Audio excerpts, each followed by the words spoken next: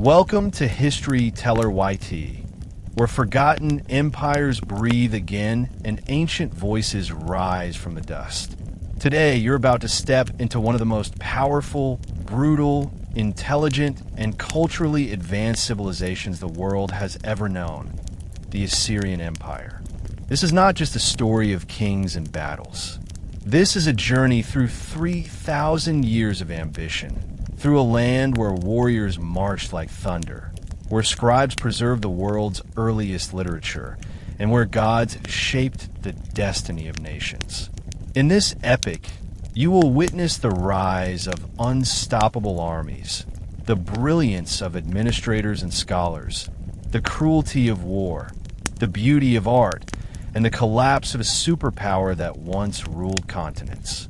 From Ashur to Nineveh, from the divine mission of kings to the engineering marvels of their empire, from the terror they inspired to the knowledge they protected. This is the complete story of how Assyria rose, ruled, and fell, and how its people still survive today.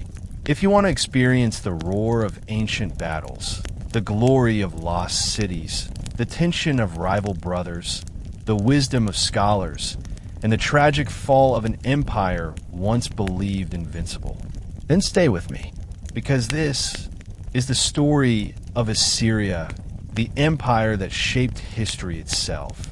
The story of the Assyrian Empire begins in the fertile arc of northern Mesopotamia, a region shaped by the rise and fall of river waters and a steady movement of peoples who learned to transform raw land into structured civilization. Long before Assyria became a name associated with iron armies, monumental palaces, and imperial domination, it began as a cluster of small settlements scattered around the middle Tigris River. These early communities were not immediately recognizable as the ancestors of a future superpower. Instead, they resembled independent farming towns that relied on seasonal agriculture, livestock, and trade with neighboring areas. Over generations, however, these settlements discovered the power of cooperation, organization, and the willingness to centralize authority. Slowly, these behaviors laid the foundations for the distinctive Assyrian identity that would later flourish. The city of Assur, located on a strategic bluff overlooking the Tigris, soon emerged as the symbolic and spiritual heart of the early Assyrians. Dedicated to the chief god Ashur, the settlement evolved into both a religious center and a political nucleus. Devotion to Ashur played a unique role in shaping the psychology of the people. They embraced the belief that expansion, order, and control were sacred duties. The king was not merely a ruler. He served as the earthly representative responsible for fulfilling Ashur's will through diplomacy, construction, and, eventually, military conquest. Though the earliest kings possessed limited influence, their openness to wide-ranging trade allowed local wealth to grow and administrative practices to develop. Northern Mesopotamia's geography contributed significantly to Assyria's early character. Unlike the soft floodplains of the south, where Sumerian and Babylonian cities prospered, the Assyrian region was marked by hills, forests, and more varied landscapes. This environment attracted herders, farmers, and later merchants who found opportunities in both agriculture and long-distance commerce. Exposure to diverse groups sharpened Assyrian adaptability, making them hardworking, resilient, and accustomed to defending themselves.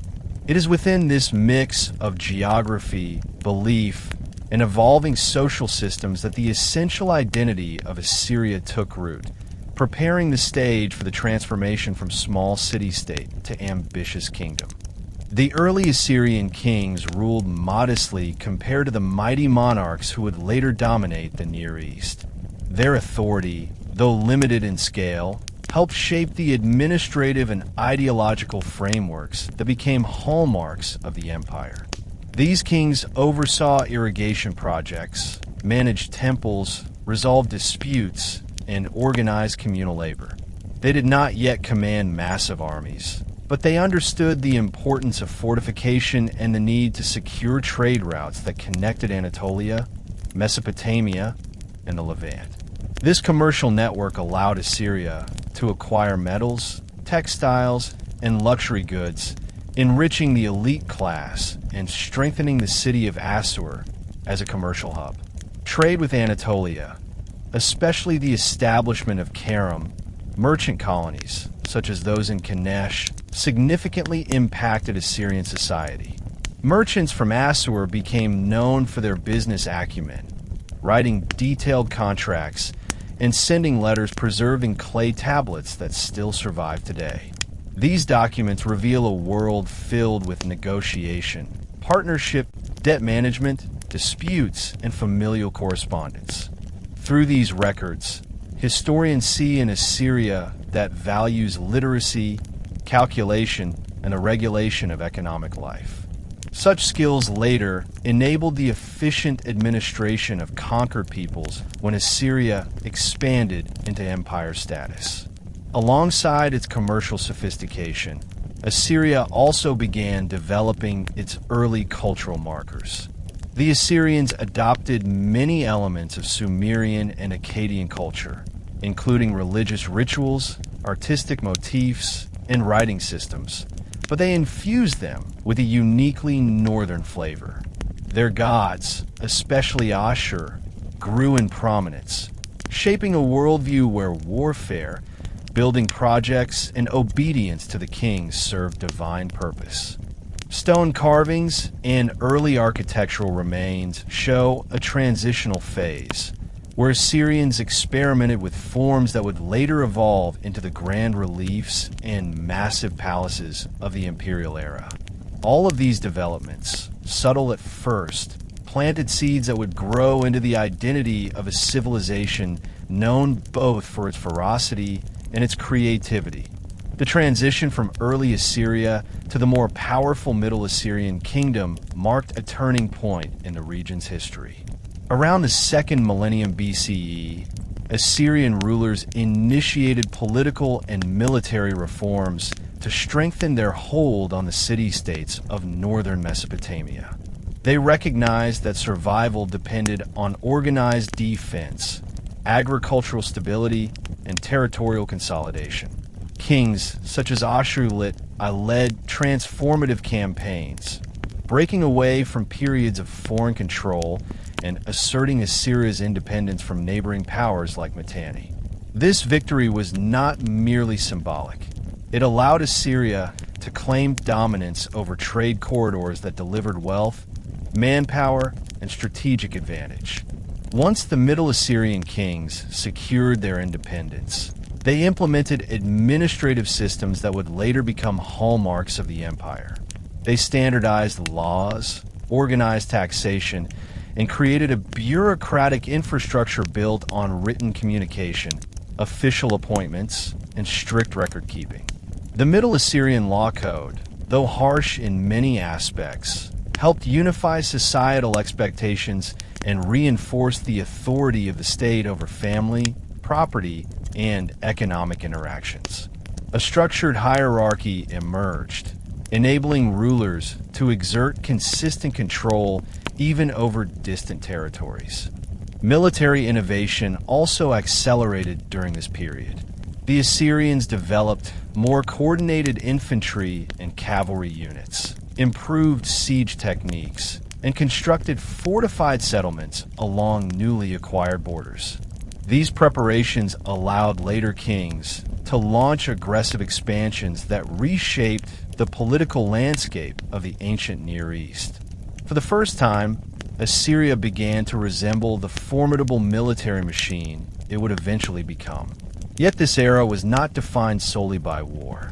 Art, religious rituals, and temple construction flourished as rulers invested in monuments that represented loyalty to Ashur and projected power to subjects and rivals alike. The Middle Assyrian period represents the phase where Assyria transformed from a regional kingdom into a disciplined and aggressively expanding power.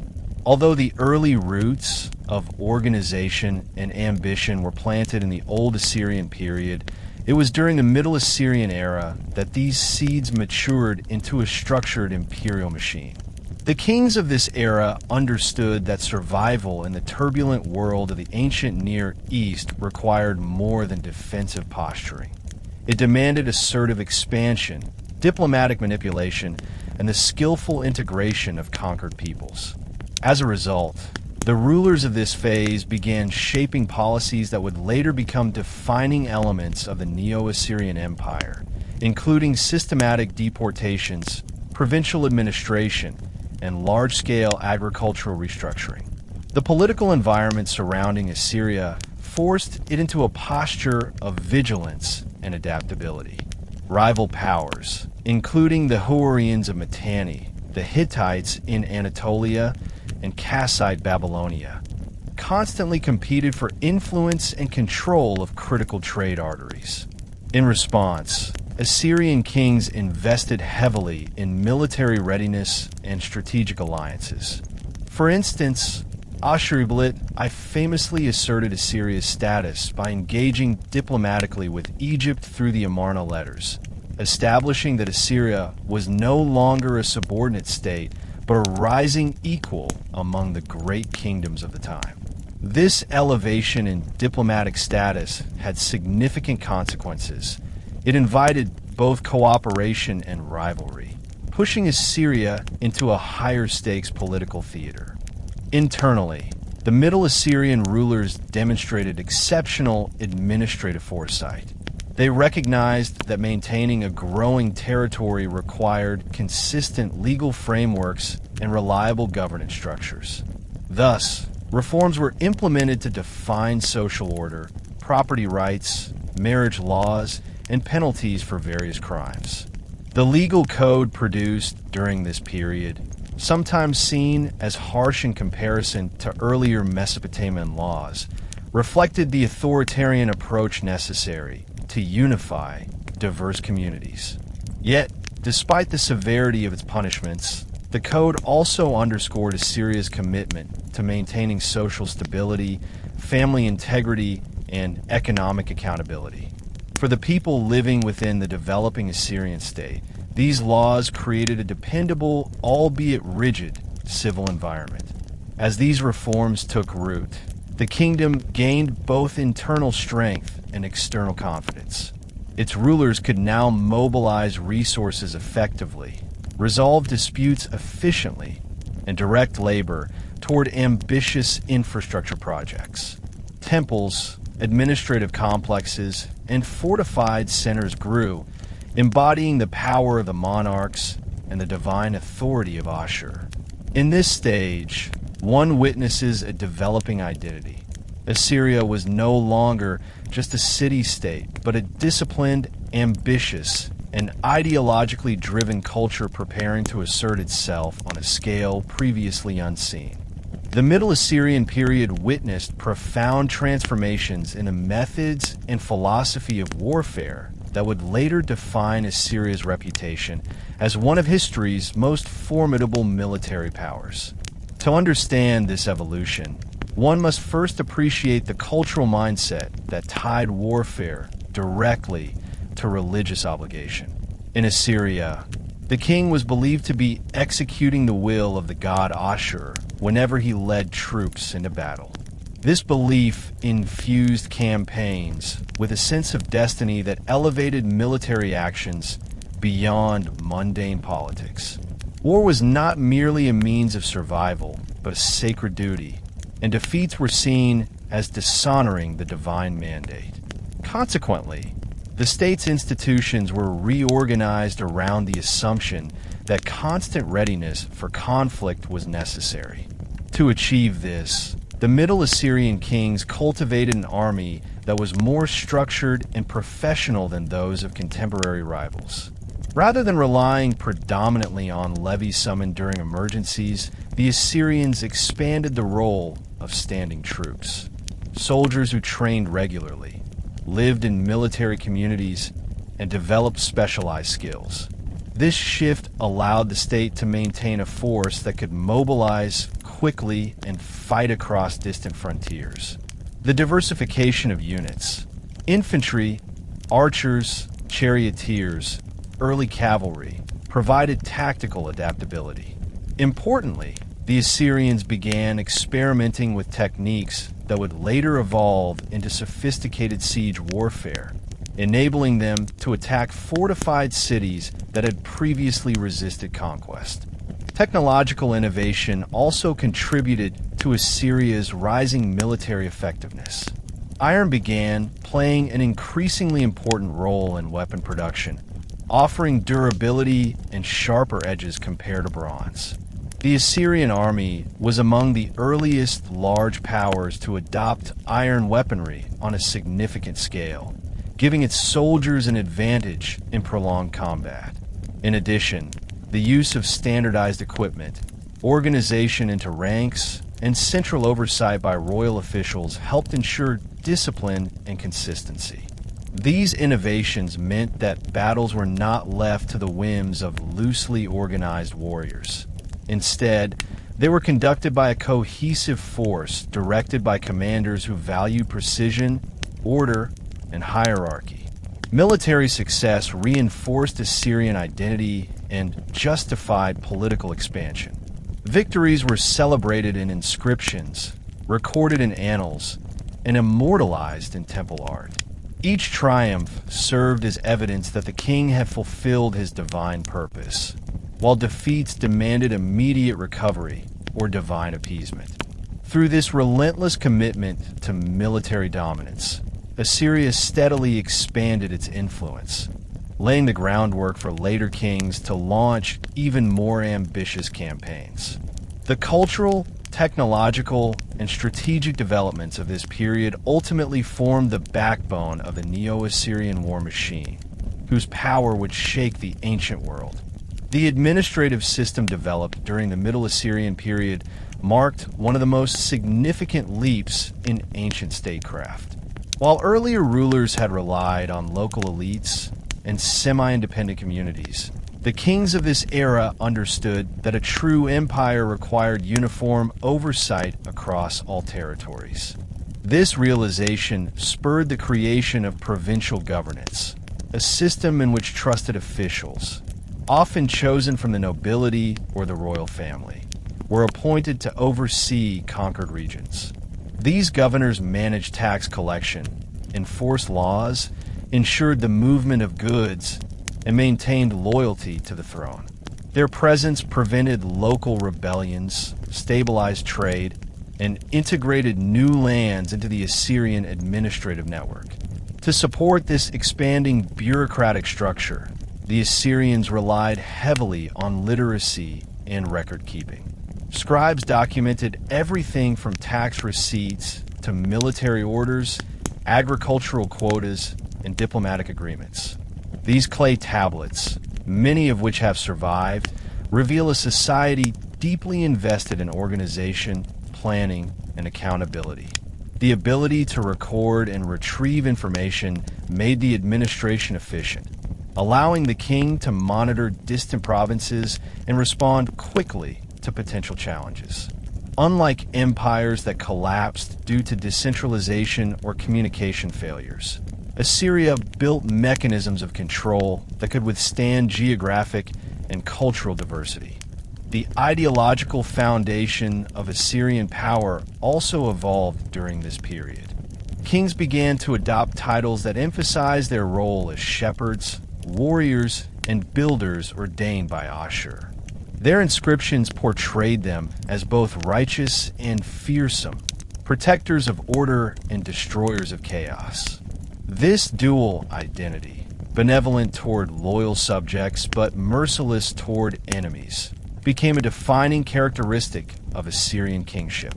Art and inscriptions from this time often depicted the king receiving divine symbols, participating in rituals, and leading armies in direct service to the gods.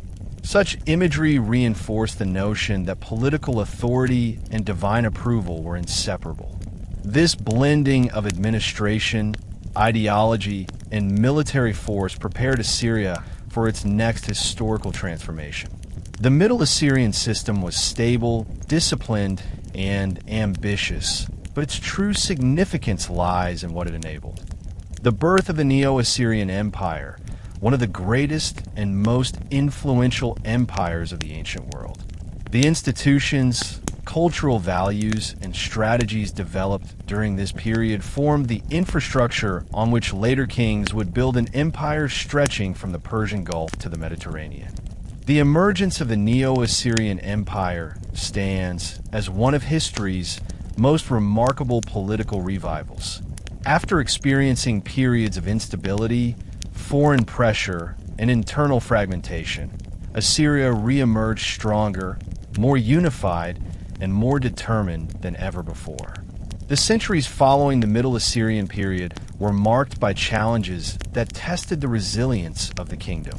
Rival states, such as Babylon, Aram Damascus, and Elam, repeatedly contested control over trade routes, borderlands, and fertile territories. In addition, nomadic tribes expanded through the northern regions, disrupting agricultural cycles and challenging traditional administrative systems. Many kingdoms would have crumbled under such pressures, but Assyria demonstrated a unique capacity to reorganize, adapt, and reinforce itself. This recovery was not sudden, but rather the result of deliberate reform, strategic leadership, and a strong cultural belief in divine destiny. The Assyrians perceived setbacks not as indications of defeat, but as moments demanding renewed devotion to their god Ashur. This spiritual mindset fueled their determination and justified their ambition to reclaim their earlier power. As local rulers regained control, they began to strengthen the military infrastructure, rebuild fortified cities, and restore internal administrative order. The continuity of Assyrian identity, rooted in tradition, language, and religion, helped stabilize the kingdom even during difficult periods. Unlike many ancient cultures that vanished when their cities were destroyed or occupied, Assyria preserved its core institutions and belief systems, enabling it to rebuild. The turning point came when a new generation of kings emerged, leaders who combined military capability with administrative sophistication. They understood that the world around them was shifting, and survival required a more assertive and organized approach. These rulers revived the aggressive expansionist policies of earlier centuries, but refined them through improved logistics, superior military organization, and psychological tactics that discouraged rebellion. The reawakening of Assyria, thus, represents more than a political resurgence. It is a testament to the cultural resilience and strategic intelligence of a people who refused to fade into obscurity. The foundations laid during this recovery would give rise to the greatest territorial empire the ancient Near East had ever seen. Among the key figures responsible for the rebirth of Assyria was Adad-nirari II, whose reign launched a series of reforms and military campaigns that signaled the dawn of the Neo-Assyrian Empire. When he ascended the throne in the 10th century BCE, Assyria was still vulnerable, surrounded by hostile neighbors and weakened by years of instability. Yet Adad-nirari II recognized that the path to revival lay in reclaiming lost territories, restoring agricultural productivity, and reasserting Assyrian dominance over key trade routes. His strategy combined decisive military action with political diplomacy, allowing Assyria to expand its influence without exhausting its resources prematurely. Through carefully orchestrated campaigns, he subdued troublesome Aramean groups, resecured the Middle Tigris region, and pushed Assyria's borders outward. What distinguished Adad-nirari II from many earlier rulers was his emphasis on methodical consolidation rather than reckless expansion. Each victory was followed by administrative integration, ensuring that conquered regions contributed stable revenue and manpower to the state. Instead of merely imposing tribute and moving on, he established provincial governors, codified local obligations, and secured highways essential for communication and troop movement. This strategy strengthened the internal skeleton of the empire and minimized the likelihood of rebellion. By restoring the economic infrastructure, farmlands, irrigation networks, and storage systems, Adad-nirari II ensured that Assyria could sustain a large, professional military force. Diplomacy also played a crucial role in his reign. Rather than relying solely on force, Adad-nirari II engaged in treaties that stabilized relations with Babylonia and other neighboring powers. These diplomatic agreements often included marriage alliances, mutual recognition of borders, and economic cooperation. Such arrangements not only reduced the immediate threat of war, but also elevated Assyria's status as a respected regional authority. His administrative and diplomatic achievements laid the groundwork for future conquests that would extend Assyrian control across vast territories. Adad-nirari II's reign is therefore remembered as the first major spark in the Neo-Assyrian rise. His reforms created a stable foundation, proving that Assyria could not only survive adversity, but also transform adversity into opportunity. The momentum generated during his rule empowered his successors to launch even more ambitious campaigns, ultimately constructing the largest empire the world had seen up to that point.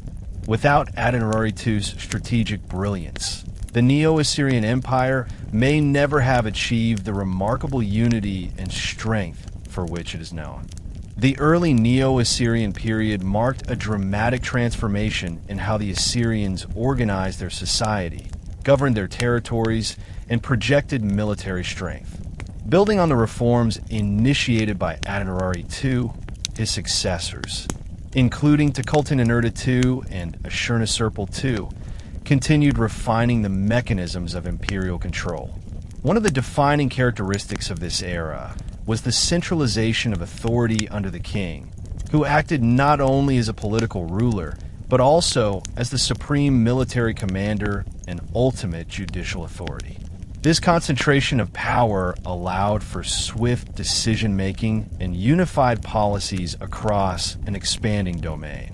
The king's authority was communicated through inscriptions, artwork, and ceremonies that emphasized his sacred relationship with the gods, reinforcing the ideology that loyalty to the monarch was synonymous with loyalty to the divine order of the universe. The Assyrians also expanded the scale and sophistication of their administrative system. Provinces became more numerous and more tightly integrated into the empire's economic network. Each province was governed by an official appointed directly by the king, responsible for collecting taxes, mobilizing soldiers, and maintaining internal security. To ensure loyalty, the Assyrians implemented practices such as relocating segments of the population from one region to another, a policy that eventually became one of their most infamous tools. While harsh from modern perspective, these relocations prevented local rebellions and encouraged cultural blending, ultimately strengthening the empire's cohesion. These policies reflected an understanding of human behavior and political stability that was far ahead of many contemporary civilizations. At the same time, military development continued to accelerate. The Assyrian army grew into a complex institution composed of specialized units capable of waging war across diverse terrains. Innovations in logistics, such as supply depots, road networks, and communication relays, enabled Assyrian forces to campaign far from home while maintaining organization and discipline. These advancements made the army not only a weapon of conquest, but also a mechanism for enforcing imperial order. The regular presence of soldiers in provincial centers deterred rebellions and ensured that the king's laws were upheld. The combination of administrative efficiency, ideological unity, and unparalleled military capability transformed the Neo-Assyrian state into a formidable empire poised for even greater expansion. This period represents the emergence of the full Assyrian machine, a fusion of ideology, administration, economy, and military force that would propel the empire to its greatest heights in the centuries that followed. From these foundations, the Neo-Assyrian rulers would go on to conquer lands stretching from Egypt to Persia, creating a legacy that profoundly influenced subsequent empires. When Ashurbanipal II ascended the throne in the 9th century BCE, he inherited a steadily strengthening state shaped by the reforms and conquests of earlier Neo-Assyrian kings. Yet his reign would become a turning point, transforming Assyria from a recovering regional power into a fully aggressive imperial juggernaut. Ashurbanipal II possessed the intelligence, ambition, and ruthlessness required to forge a new chapter in Assyrian history. His approach was not merely strategic, it was ideological, reflecting a worldview in which dominance and fear were essential tools of statecraft. Under his leadership, Assyria would expand farther, strike harder, and impose its presence with unprecedented force across the ancient Near East. Ashurbanipal II understood that the path to lasting empire required both internal stability and external intimidation. He reorganized the army not just as a fighting force, but as an expression of the king's authority. Soldiers became symbols of discipline and unstoppable power, representing the will of both the monarch and the god Ashur. This spiritual dimension fueled the king's confidence in conquest. Campaigns were framed as holy missions, necessary for maintaining cosmic order. Ashurbanipal II blended religious symbolism with practical military strategy, ensuring that his soldiers believed their victories were divinely sanctioned and their failures an affront to the gods. The king's ambitions extended far beyond the borders secured by his predecessors. He initiated extensive campaigns across the Zagros Mountains, northern Mesopotamia, the Levant, and regions inhabited by stubborn Aramean tribes. Through these expeditions, Ashurbanipal II sought not only to conquer, but to demonstrate Assyria's invincibility. Each new territory brought wealth, manpower, and strategic advantage. The tribute extracted from conquered peoples enriched the capital and funded further military endeavors. Yet this expansion was not chaotic. It unfolded through carefully planned logistics, precise organization, and the establishment of new administrative centers. The empire's backbone grew stronger with each victory, as conquered regions were reshaped to fit the Assyrian model of governance. Ashurbanipal II's reign thus marks the moment when the Neo-Assyrian state began projecting power with a new kind of intensity, a blend of brutality, ceremonial grandeur, and technical sophistication that stunned neighboring kingdoms. His leadership set the tone for the empire's next century, shaping a political and military machine that would soon dominate the known world. In many ways, he did not merely expand Assyria. He reinvented what it meant to rule, conquer, and terrify in the ancient world. The military reforms of Ashurbanipal II transformed the Assyrian army into an engine of conquest unmatched in power, discipline, and strategic depth. While the foundations of this force had been laid earlier, it was during Ashurbanipal II's rule that the army evolved into a system capable of sustained, large-scale warfare across vast distances. He expanded the army's size, improved its training regimen, and introduced new tactics that took advantage of emerging technologies and battlefield innovations. The result was an organization capable of waging campaigns not just for months, but for years, maintaining order in conquered territories and crushing rebellions with alarming efficiency. One of the key developments during this era was the refinement of combined arms tactics. Assyrian forces were no longer composed of loosely coordinated units. Instead, infantry, archers, cavalry, and chariots worked together in synchronized formations. This allowed the Assyrians to adapt to different terrains, mountains, river valleys, deserts, and fight diverse opponents including tribal warriors, fortified city dwellers, and nomadic horsemen. The heavy infantry provided a stable core, armed with iron-tipped spears and shields that allowed them to withstand enemy assaults. Meanwhile, elite archers offered range support, often from behind shield-bearing infantry who protected them from incoming fire. Ashurbanipal II also invested tremendous resources into siege warfare, a discipline that would later define the empire's military supremacy. Under his command, the Assyrians developed battering rams, siege towers, sappers trained to undermine walls, and specialized engineering corps capable of constructing ramps, trenches, and bridges under combat conditions. These innovations meant that even the most heavily fortified cities could not rely on their walls for long-term protection. The psychological effect of this capability was profound. Enemies knew that resistance meant not only defeat, but total devastation once the Assyrian forces breached the walls. Perhaps the most controversial and impactful aspect of Ashurbanipal II's warfare was his use of terror as a deliberate political tool. His inscriptions describe acts of brutal punishment, impalements, flayings, mass executions, carried out not merely as cruelty, but as strategic intimidation. These acts were recorded in vivid detail on palace walls and royal annals, intended to send a message to all who might challenge Assyria. Rebellion would bring unimaginable suffering. While modern perspectives condemn such actions, in the context of ancient statecraft, this strategy proved devastatingly effective. Many cities surrendered rather than face the wrath of the Assyrian army. Through these combined tactics, military innovation, logistical sophistication, and psychological warfare, Ashurbanipal II transformed Assyria into a terror-driven superpower. His legacy set the foundations for an empire that believed absolute domination was not only possible, but divinely ordained.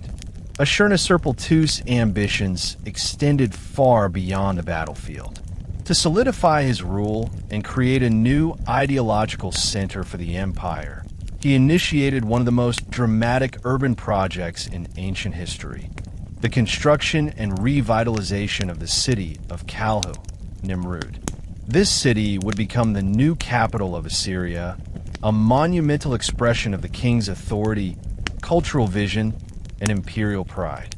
Before his reign, Kalhu had existed as a modest settlement, but Ashurbanipal II transformed it into a glittering metropolis filled with palaces, temples, administrative buildings, and artistic treasures that showcased Assyria's rising power. The construction of Kalhu was a massive undertaking that required thousands of workers, including soldiers, artisans, deported laborers, and specialists brought from newly conquered territories. These diverse groups contributed their skills: stone carving, metallurgy, carpentry, and engineering, to create a city unlike anything Assyria had seen before. Central to this project was the Northwest Palace, a sprawling complex featuring elaborate reliefs depicting scenes of war, ritual, hunting, and divine visitation. These images were more than artistic decoration. They formed a visual narrative that reinforced the king's identity as the chosen servant of Ashur, blessed by the gods and destined to rule over distant lands. Kalhu also served as a cultural hub, showcasing the multicultural character of the expanding empire. As new regions were conquered, their craftspeople, merchants, and administrators were brought to the capital, contributing their languages, artistic styles, and religious traditions to the Assyrian cultural mosaic. This blend of influences enriched Assyrian art, giving rise to innovations in sculpture, architecture, and luxury craftsmanship.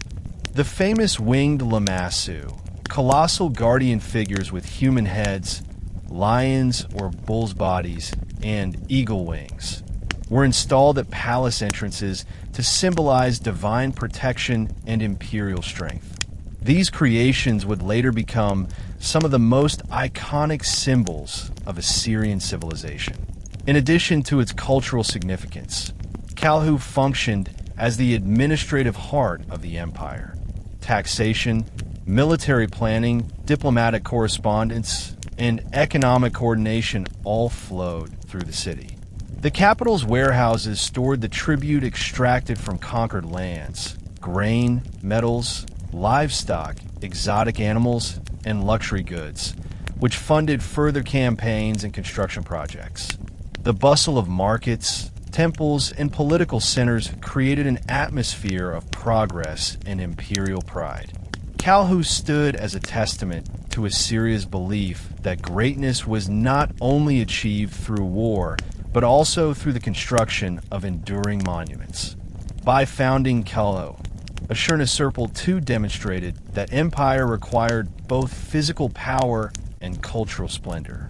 The city became a symbol of Assyrian identity, a showcase of artistic brilliance, and a reminder that the king's authority extended from the battlefield to the very heart of civilization. The reign of Ashurbanipal II ended with Assyria firmly established as a dominant regional force, but the true measure of his legacy can be seen in the decades that followed. His contributions were not temporary achievements. They were structural transformations that reshaped the empire's military, cultural, administrative, and ideological foundations. After his death, the empire did not collapse into disorder, nor did it retreat from the frontiers he had conquered. Instead, the systems he built, his military reforms, his harsh but effective intimidation policies, his administrative innovations, and his monumental capital at Kalhu became the bedrock upon which his successors expanded the empire further. His ability to transform Assyria into a well-coordinated machine ensured that future kings inherited a state capable of sustaining aggressive imperial expansion for generations.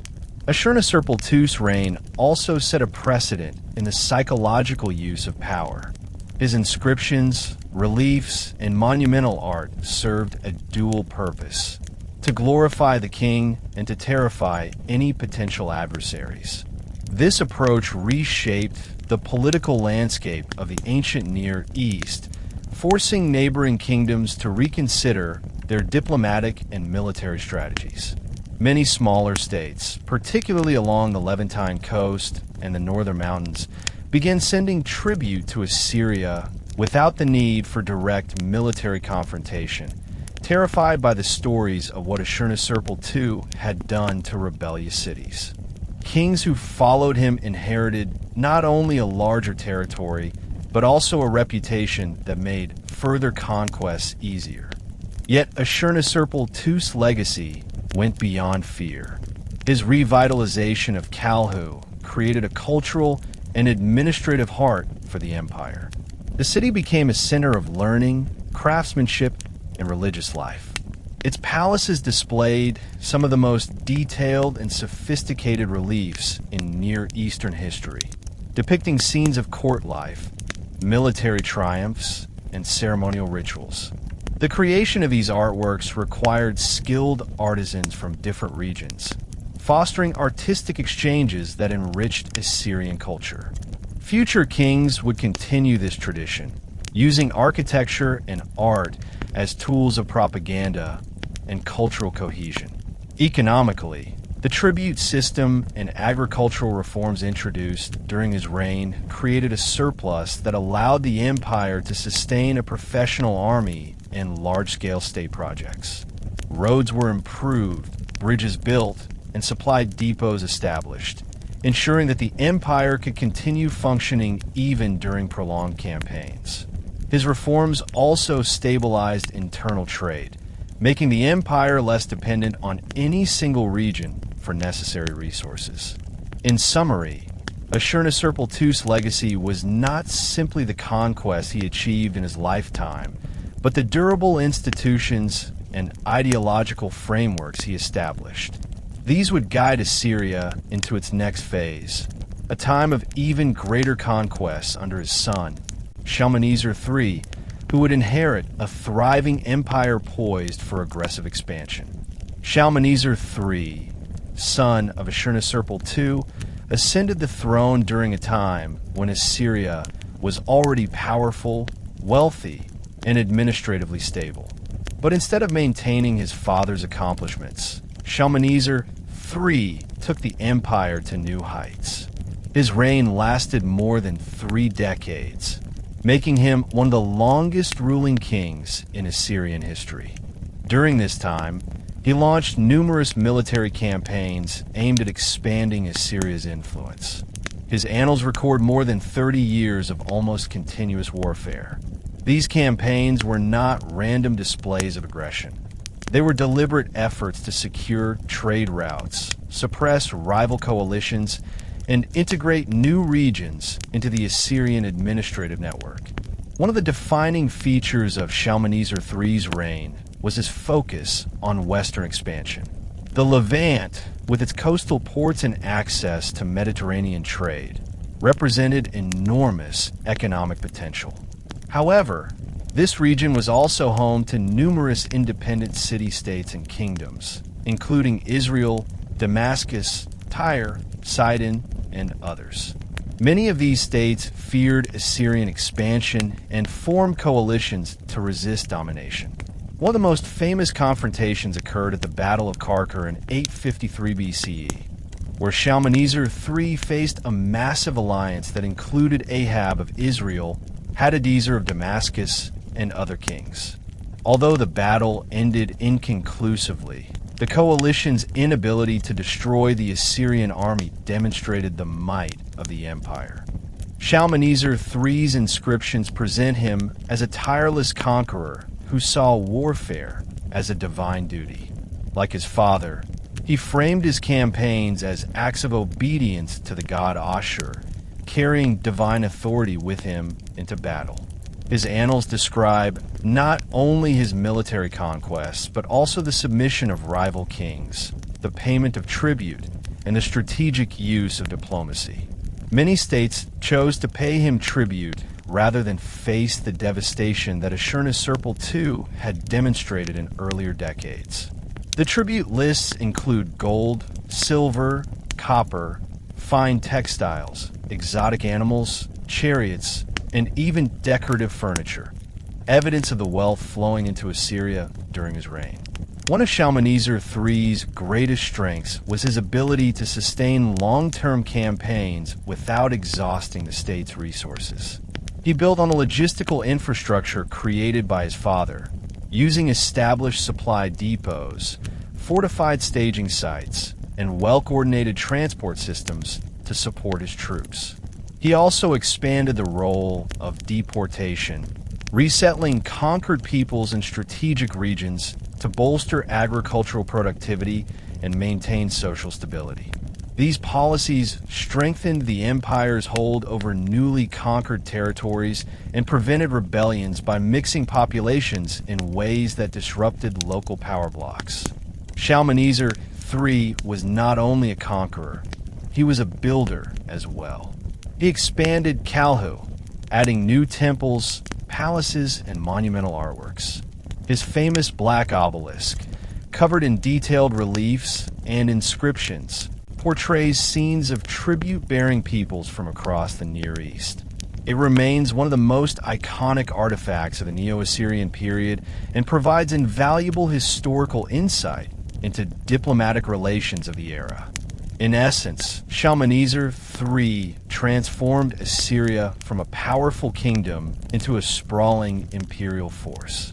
His campaigns helped secure the empire's western frontiers, ensuring that Assyria would dominate the political and economic landscape of the Near East for decades to come. Despite Shalmaneser III's vast military accomplishments, his reign also revealed one of the fundamental challenges of imperialism. The larger an empire grows, the harder it becomes to control. As Assyria expanded through the Levant, Anatolia, and Mesopotamia, managing its territories became increasingly complex. The tribute system required constant oversight, and local governors wielded significant power, sometimes enough to challenge the king himself. The sheer size of the empire made communication slow, and rebellions could erupt before the central government could respond effectively. One of the most significant internal challenges during Shalmaneser III's reign was the Great Revolt led by his own son, Ashurbanipal. This revolt nearly tore the empire apart. It lasted several years and required the combined efforts of loyal generals, administrative officials, and regional governors to suppress. The rebellion drew support from various Assyrian provinces, demonstrating that even the most powerful empires were vulnerable to internal fractures. The conflict weakened the central authority and diverted resources away from foreign campaigns. Although Shalmaneser III ultimately succeeded in retaining control, the revolt exposed underlying tensions within the administrative structure. Another issue was the strain on local populations. Continuous warfare demanded large numbers of soldiers, laborers, and administrative personnel. Conquered territories were often forced to provide men and resources, leading to resentment and occasional uprisings. The Assyrian policy of mass deportations, while effective in some respects, also disrupted traditional social systems and created displaced communities that required heavy supervision. The empire's reliance on intimidation and harsh punishments, though successful in deterring rebellion, created long-term hostility that would resurface in later generations. Despite these challenges, Shalmaneser III managed to maintain control until the end of his reign. However, the internal instability that surfaced during his rule foreshadowed problems that future kings would inherit. The rebels had been subdued, but the tensions remained beneath the surface. Administrators had proven their ability to act independently, suggesting that the empire needed tighter centralization. These issues would later force Assyria to adapt, creating an even more powerful, but also more rigid, imperial structure under future rulers like Tiglath-Pileser III. Ultimately, Shalmaneser III's reign represents both the triumph and the vulnerability of imperial expansion. He demonstrated that Assyria had the military strength to dominate its region, but also revealed that sustaining such dominance required constant vigilance, administrative refinement, and adaptation. His successes expanded the empire's borders. His challenges highlighted the importance of internal unity. The death of Shalmaneser III marked the beginning of one of the most turbulent transitional periods in Neo-Assyrian history. Although the empire remained vast and powerful, the internal fractures that surfaced during his final years did not disappear with his passing. Instead, they began to widen, revealing how dependent the empire's stability had been on the personal authority of strong kings.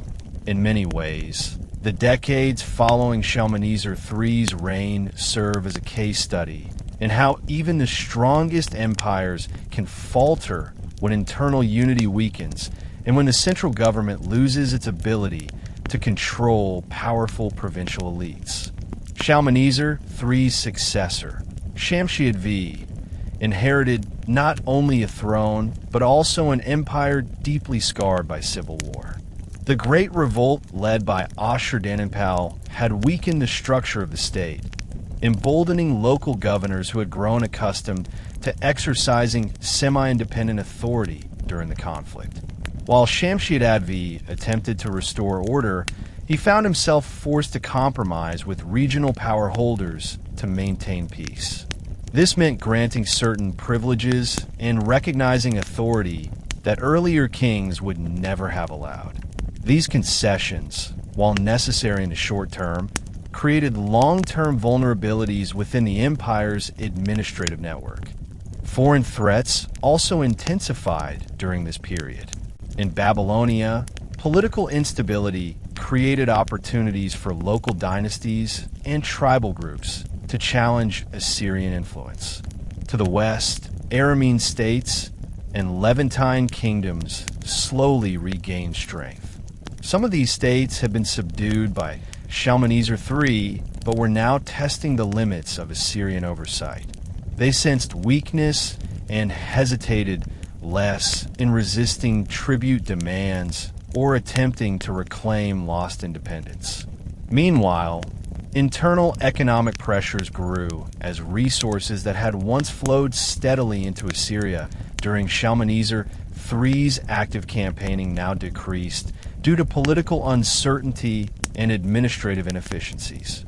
Religious and ideological shifts added another layer of complexity. The traditional belief in the king as the embodiment of Ashurs will remain strong, but when kings appeared weak or forced to compromise, segments of the population questioned whether divine favor had diminished. This uncertainty influenced the political climate, fostering an atmosphere in which rivals could claim legitimacy by criticizing the reigning monarch's inability to maintain cosmic order or uphold divine mandates. Despite these challenges, the empire did not collapse during this transitional phase. Its military infrastructure, administrative traditions, and ideological system still possessed considerable strength. Yet, the period revealed crucial weaknesses that would require bold reforms if Assyria were to regain the unstoppable momentum it once enjoyed. The seeds of the later reforms under Tiglath-Pileser III were planted during this time, as the empire's weaknesses became impossible to ignore. After Shamshi-Adad V, the throne passed to his son, Adad-Nirari III. His reign offered moments of recovery, but the overall trajectory of the empire was uneven due to the youth of the king and the increasing power of influential officials and royal women who shaped political decisions behind the scenes. One such figure, Queen Shemuramat, later immortalized as the legendary Semiramis, played an unusually prominent role in state affairs, reflecting the unstable nature of royal authority during this time. Though some modern scholars argue she may have briefly acted as regent, the broader historical pattern remains clear. The monarchy was no longer in full control. As royal authority weakened, the provincial governors, known as Saknu officials, gained greater influence. They controlled military garrisons, collected taxes, and managed local affairs, often using their positions to enrich themselves. In earlier days, these officials exercised power on behalf of the king. Now, they increasingly behaved like regional lords overseeing semi-autonomous territories. The central government's inability to assert full authority eroded the unity of the empire. These provincial leaders were essential for maintaining order, but their growing independence threatened the hierarchical structure that had once made Assyria so effective. Economic strains began to grow as well. Without consistent military campaigns to bring in tribute, the empire became more dependent on internal revenues. Corruption among officials meant that taxes collected from provinces were often underreported or mismanaged. This weakened the empire's ability to support its military, maintain infrastructure, and carry out major state projects. Cities that had flourished under Ashurbanipal II and Shalmaneser III now struggled to maintain their earlier levels of prosperity. Externally, threats continued to intensify. The Arameans reasserted their presence in regions that had once been tightly controlled by Assyria. In the west, states like Damascus and Israel reorganized their defenses and occasionally formed alliances to resist Assyrian influence. Meanwhile, rival powers such as Ur II in the north began expanding aggressively, posing a growing threat to the empire. In the past, Assyria would have responded swiftly and decisively to such encroachments. But in this weakened state, the empire often reacted slowly or failed to respond at all. This era of decline was not characterized by dramatic collapse, but rather by slow erosion. The systems that had once propelled Assyria to dominance were still present, but they functioned more weakly and inconsistently. Military commanders acted independently. Provincial governors pursued personal interests, and the king struggled to impose unified direction. This decentralization made the empire fragile, yet it also created the conditions necessary for a future strong king to enact sweeping reforms. The empire was poised for transformation. The need for centralization, administrative restructuring, and military revitalization had never been clearer. All that was needed was a monarch strong enough to initiate these changes, a king capable of reasserting the authority of the throne, restoring military dominance, and reuniting the fractured state. That king soon arrived.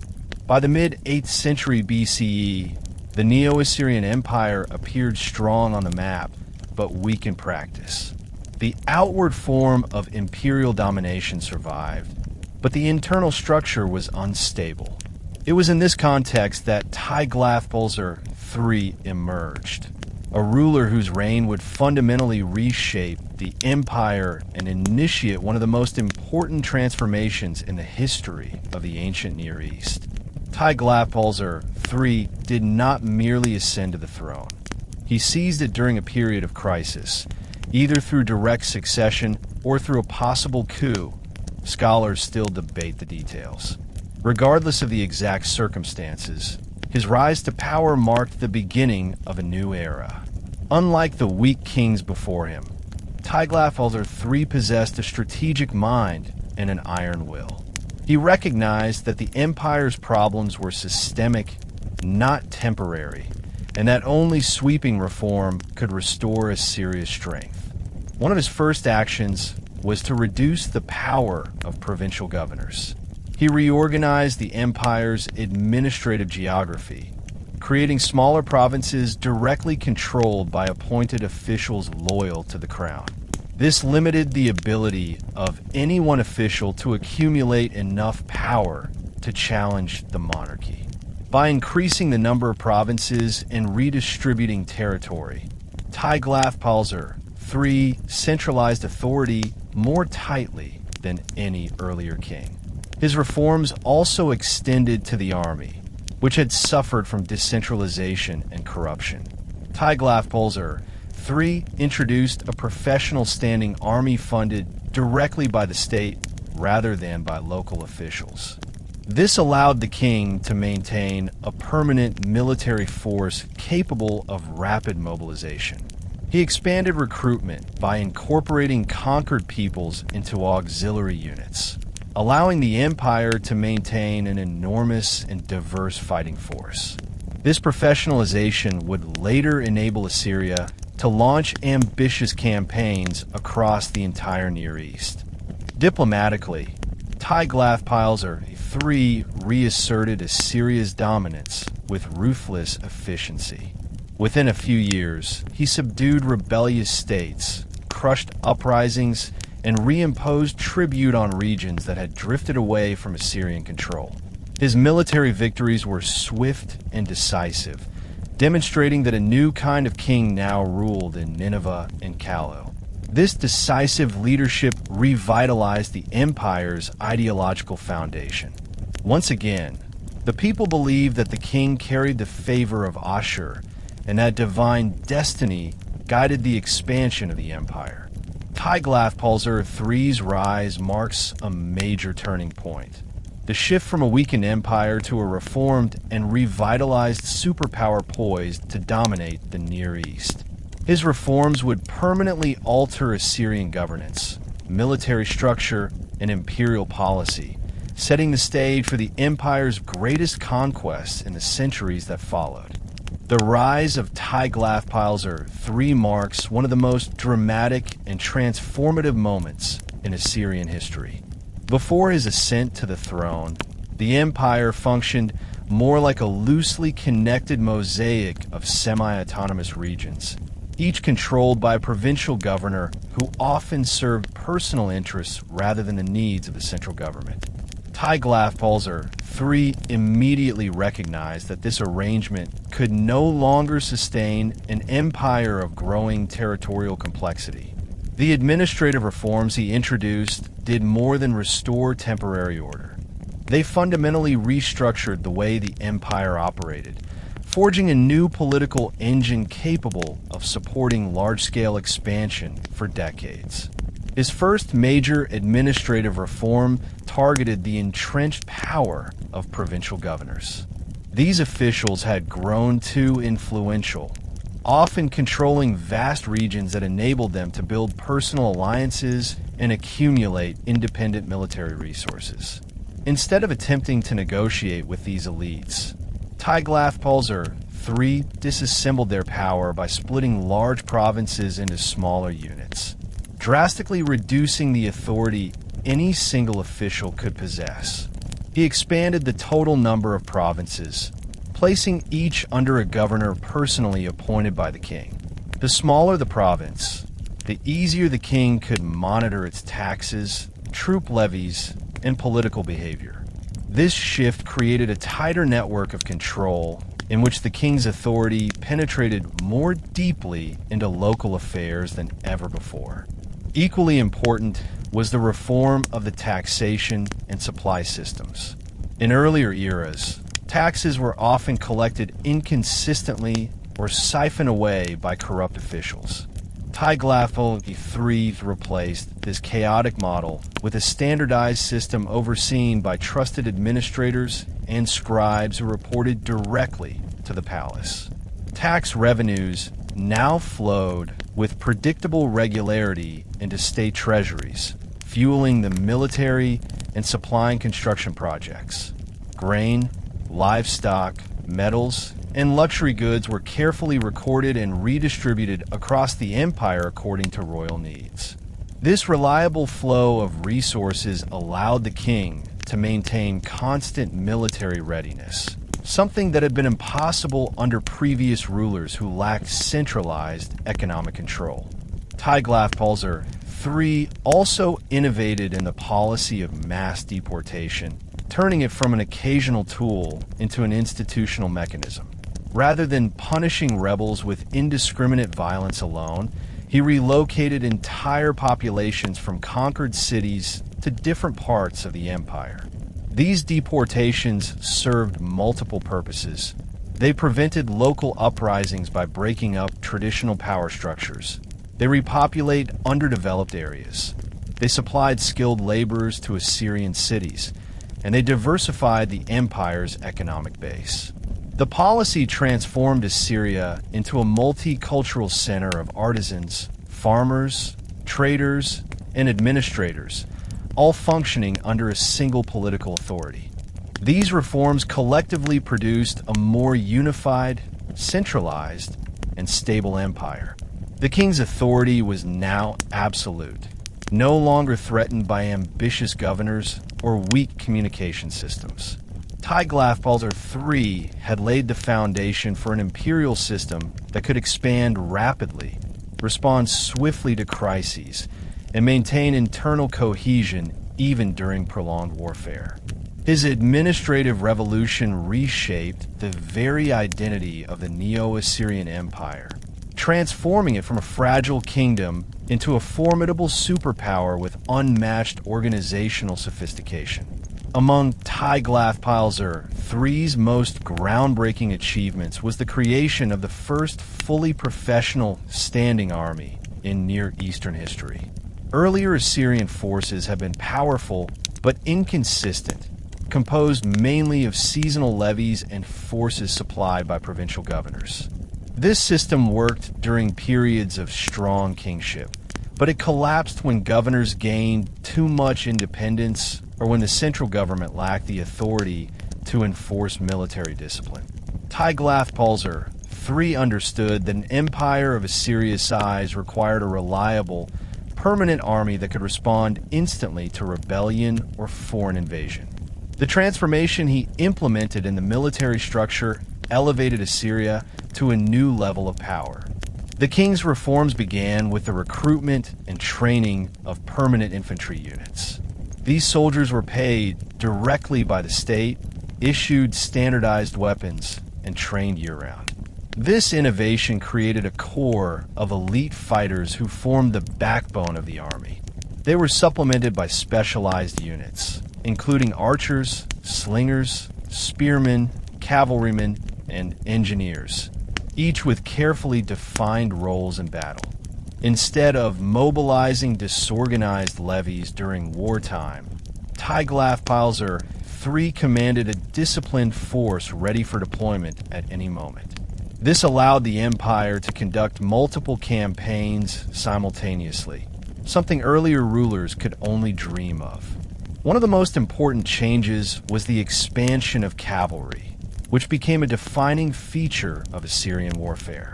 Prior to Tiglath-Pileser III's reforms, Mesopotamian armies had relied heavily on chariots, which were effective on flat terrain but less useful in mountainous or forested regions. The king introduced larger cavalry units trained to fight with bows, lances, and swords. Horses were bred and trained in royal facilities, creating a reliable supply for military needs. Cavalry allowed the Assyrian army to maneuver rapidly across different landscapes, outflanking enemies and pursuing retreating forces with unparalleled speed. Tiglath-Pileser III also professionalized siege warfare, turning it into a science. Under his leadership, siege engineers became a permanent part of the army, with specialized knowledge of trench digging, wall undermining, battering ram construction, and siege tower deployment. Cities that once relied on thick walls for protection now faced an unstoppable force capable of defeating even the strongest fortifications. The king's campaigns repeatedly demonstrated this advantage, as city after city fell to Assyria despite previously being considered impregnable. Another revolutionary aspect was his incorporation of conquered peoples into the army. Instead of relying solely on native Assyrians, Tiglath-Pileser III created auxiliary units composed of deported populations. These groups were trained, armed, and integrated into the military structure, greatly increasing the empire's manpower. Soldiers from different regions brought unique skills. Archers from the Levant, cavalrymen from Iran, charioteers from Babylon, and mountain warriors from Armenia. This diverse recruitment strategy enhanced the army's adaptability and allowed Assyria to field immense forces without exhausting its native population. The result of these military reforms was profound. Assyria gained the ability to stage extended campaigns, crush rebellions swiftly, and project power across a vast geographical area. The empire's enemies found themselves facing a relentless, highly mobile, and exceptionally disciplined force. Tiglath-Pileser III's professional army became the model for later empires, influencing the military traditions of Persia, Greece, Rome, and beyond. With administrative and military reforms firmly in place, Tiglath-Pileser III unleashed a series of campaigns that reshaped the entire political map of the ancient Near East.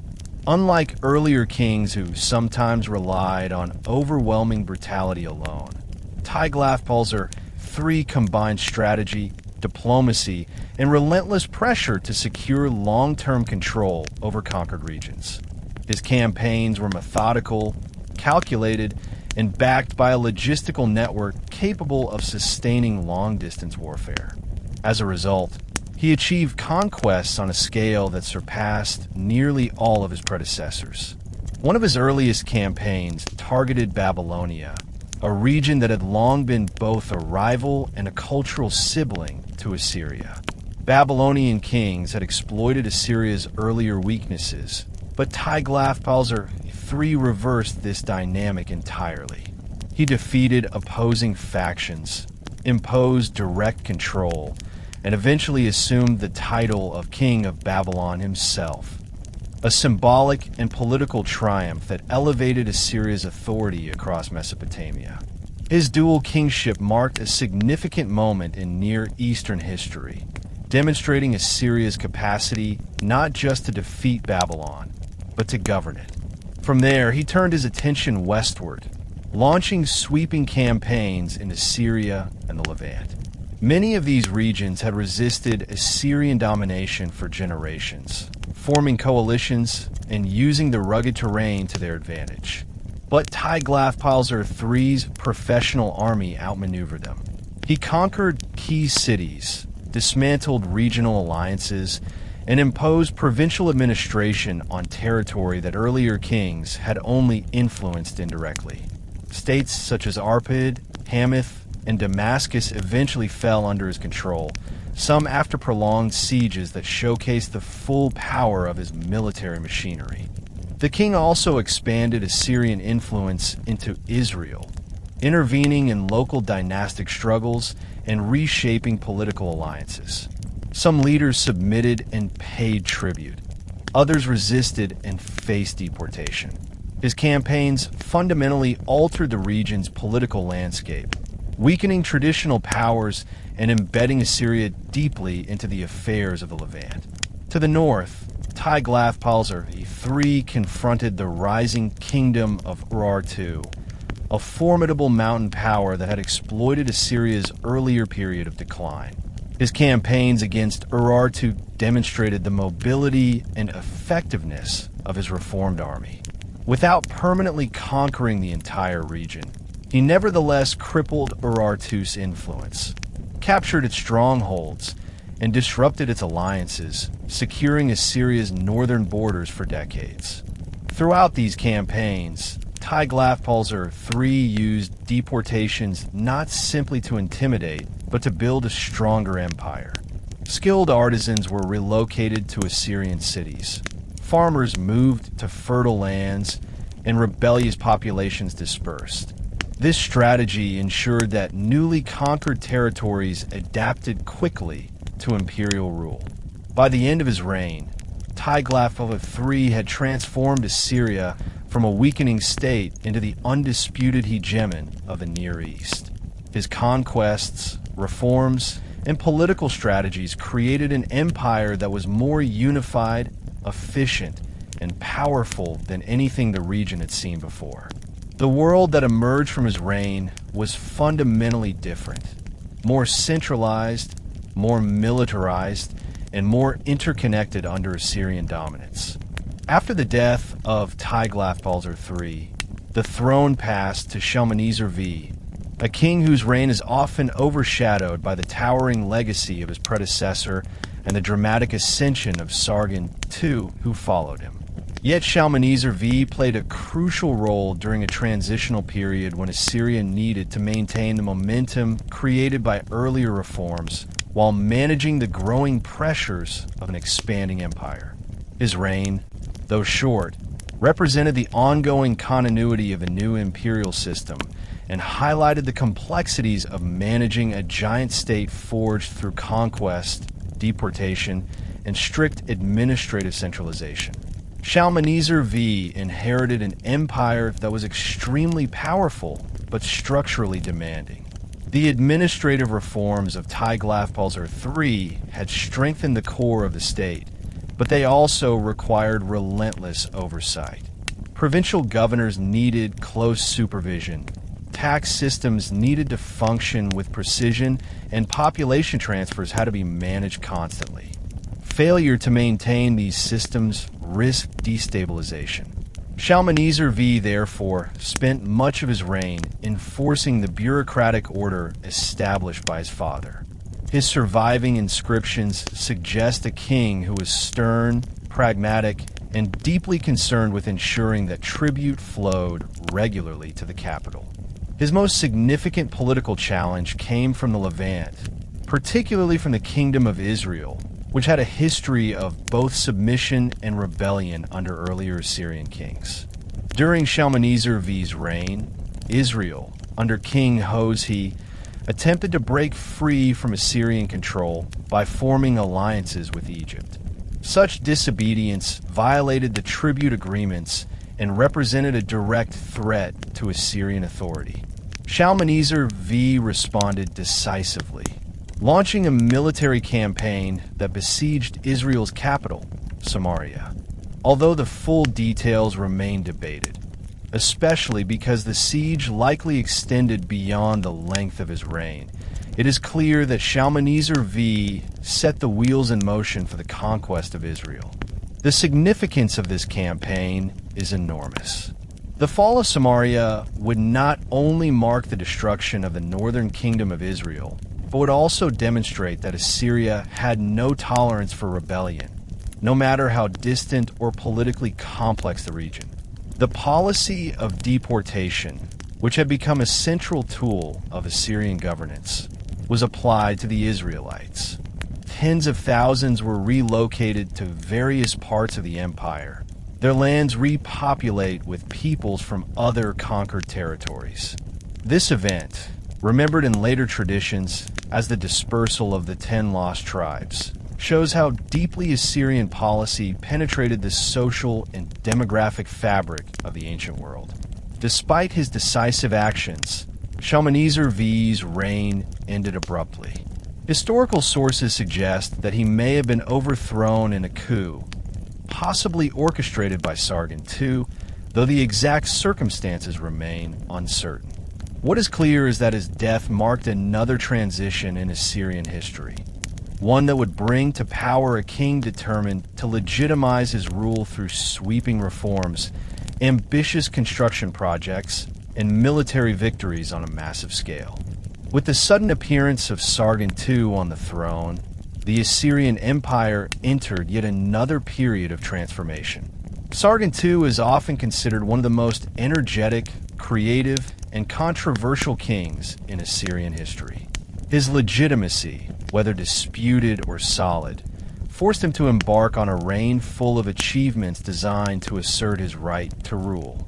From military conquests to urban construction, Sargon II displayed an ambition rivaling that of Tiglath-Pileser III and Ashurbanipal II. His policies reshaped the empire's political geography, its administrative systems, and even its cultural identity. Sargon II's first priority was to stabilize his authority. Because he likely took the throne through political upheaval, he needed to demonstrate divine favor and military competence as quickly as possible. His earliest inscriptions emphasize his chosen status by the gods and his responsibility to restore order. But words alone would not secure loyalty. He embarked on immediate military campaigns to prove his worth and to suppress rebellions that erupted in the wake of the power transition. His swift victories convinced both the Assyrian elite and foreign powers that Assyria had gained a capable leader. One of his greatest accomplishments was the finalization of the conquest of Israel, a campaign that had begun under Shalmaneser V. With Samaria captured and the population deported across the empire, Sargon II used this victory to reinforce his emerging narrative as a divinely guided conqueror. He then turned his attention to other regions that had grown restless.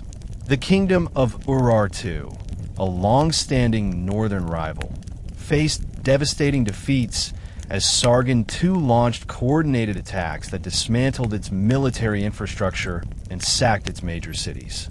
This marked one of the most significant shifts in regional power, weakening Urartu permanently and establishing Assyria as the dominant northern force. In the west, Sargon II dealt with rebellions in Philistia and confronted a coalition of Egyptian-backed states. His victory at the Battle of Raphia reaffirmed Assyrian supremacy in the Levant, sending a clear message to Egypt that the empire would not tolerate interference in its territories.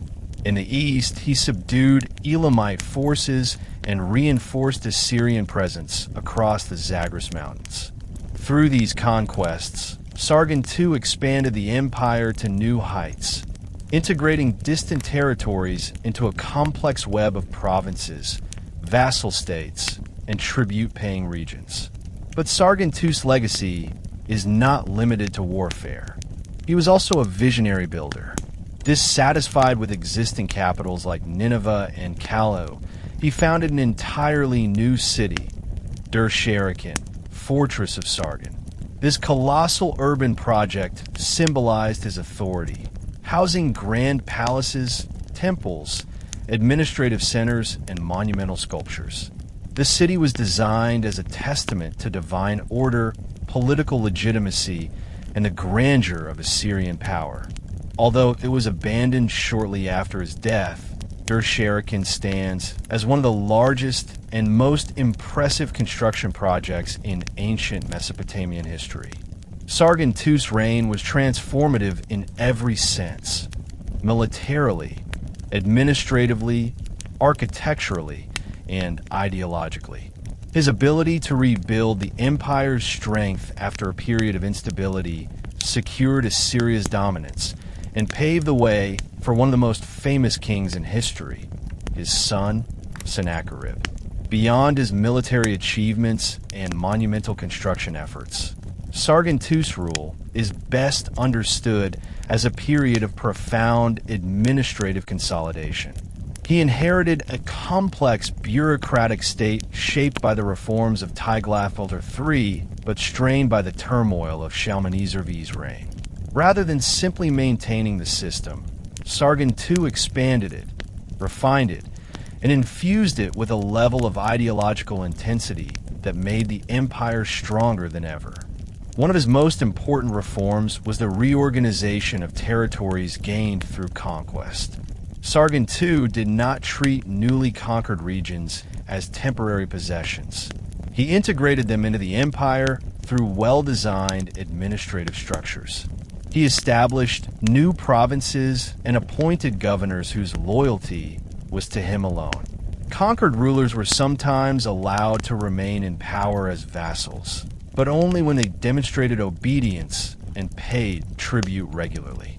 This hybrid system allowed the empire to manage culturally diverse regions without losing control. The deportation policy also reached new heights under Sargon II. He relocated tens of thousands of people from rebellious regions to different provinces across the empire. These deportees consisted not only of ordinary laborers, but also skilled professionals: architects, metalworkers, scribes, physicians, traders, and musicians. Sargon II understood that forcibly transferring skilled populations had a dual effect. It weakened the regions that resisted Assyria and enriched the empire's economic and cultural centers. The cosmopolitan atmosphere of cities like Nineveh and Kalhu flourished as new peoples brought fresh artistic styles, technologies, and traditions. Sargon II also invested in the ideological framework of kingship. His inscriptions portray him as a perfect warrior, a pious ruler, and a guardian of cosmic order. He frequently described himself as chosen by the gods to restore justice and protect the weak, even as he destroyed rebellious cities. This dual identity, benevolent protector and ruthless conqueror, was central to the Assyrian ideology of kingship.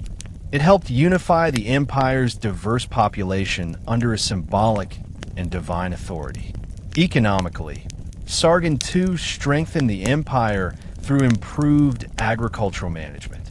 He developed irrigation networks, restored abandoned fields, and established new farming communities populated by relocated peoples.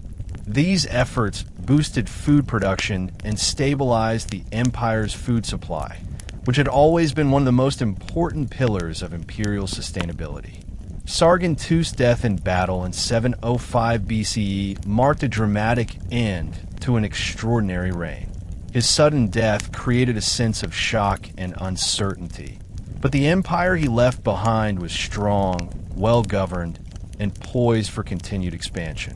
His son, Sennacherib, would soon become a legendary figure in ancient history, known for both his military campaigns and his magnificent transformation of Nineveh into one of the greatest cities of the ancient world.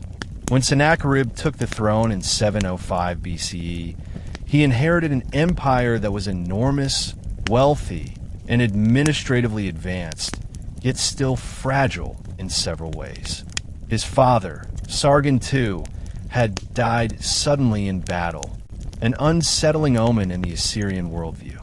Unlike kings who died peacefully in their palaces, Sargon's body was never recovered, creating a sense of cosmic imbalance.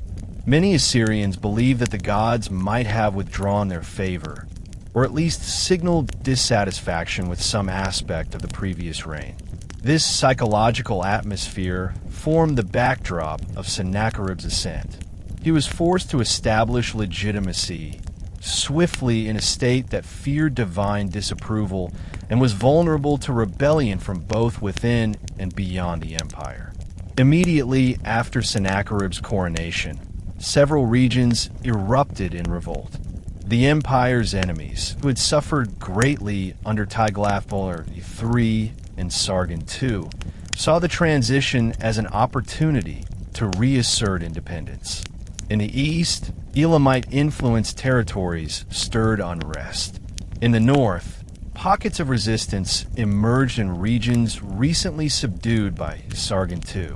But perhaps the most significant revolts arose in the Syro-Palestinian region, where Levantine states, including Judah, Sidon, and parts of Philistia, refused to pay tribute and formed alliances with Egypt, which hoped to counter Assyrian influence. These rebellions were not small disturbances. They represented coordinated resistance movements aimed at breaking free from Assyrian domination. Sennacherib, recognizing the existential threat they posed, responded immediately. Yet unlike some earlier kings who struck quickly but without strategic planning, Sennacherib approached the crisis with remarkable precision. He mobilized the reformed Assyrian army, deploying both elite infantry and large cavalry contingents. He personally led campaigns against rebellious cities, reinforcing his legitimacy as a warrior king chosen by Ashur. The king's first major military action targeted Babylon, which had become a chronic source of instability. Babylonian rulers, often supported by Elamite forces, resisted Assyrian control whenever possible. Shortly after Sennacherib's coronation, Dur-Sharrukin II, an adversary who had previously troubled Assyrian kings, seized power in Babylon with Elamite support. Sennacherib viewed this not only as political defiance, but as a challenge to his sacred authority. After a long and intense campaign, he expelled Dur-Sharrukin and reclaimed Babylon, though unrest would continue to plague the region for much of his reign. Despite these early challenges, Sennacherib solidified his authority with decisive victories and carefully crafted propaganda. His inscriptions emphasize his strength, divine favor, and commitment to restoring order. He presented himself as the rightful heir to the legacy of his warrior ancestors, while also positioning himself as a builder and innovator who would transform Assyria culturally and economically. Sennacherib's early reign was defined by this delicate balance between stabilizing a fracturing empire and projecting renewed imperial power. His ability to confront widespread rebellion while also planning massive architectural projects set the stage for one of the most impressive and consequential reigns in Neo-Assyrian history.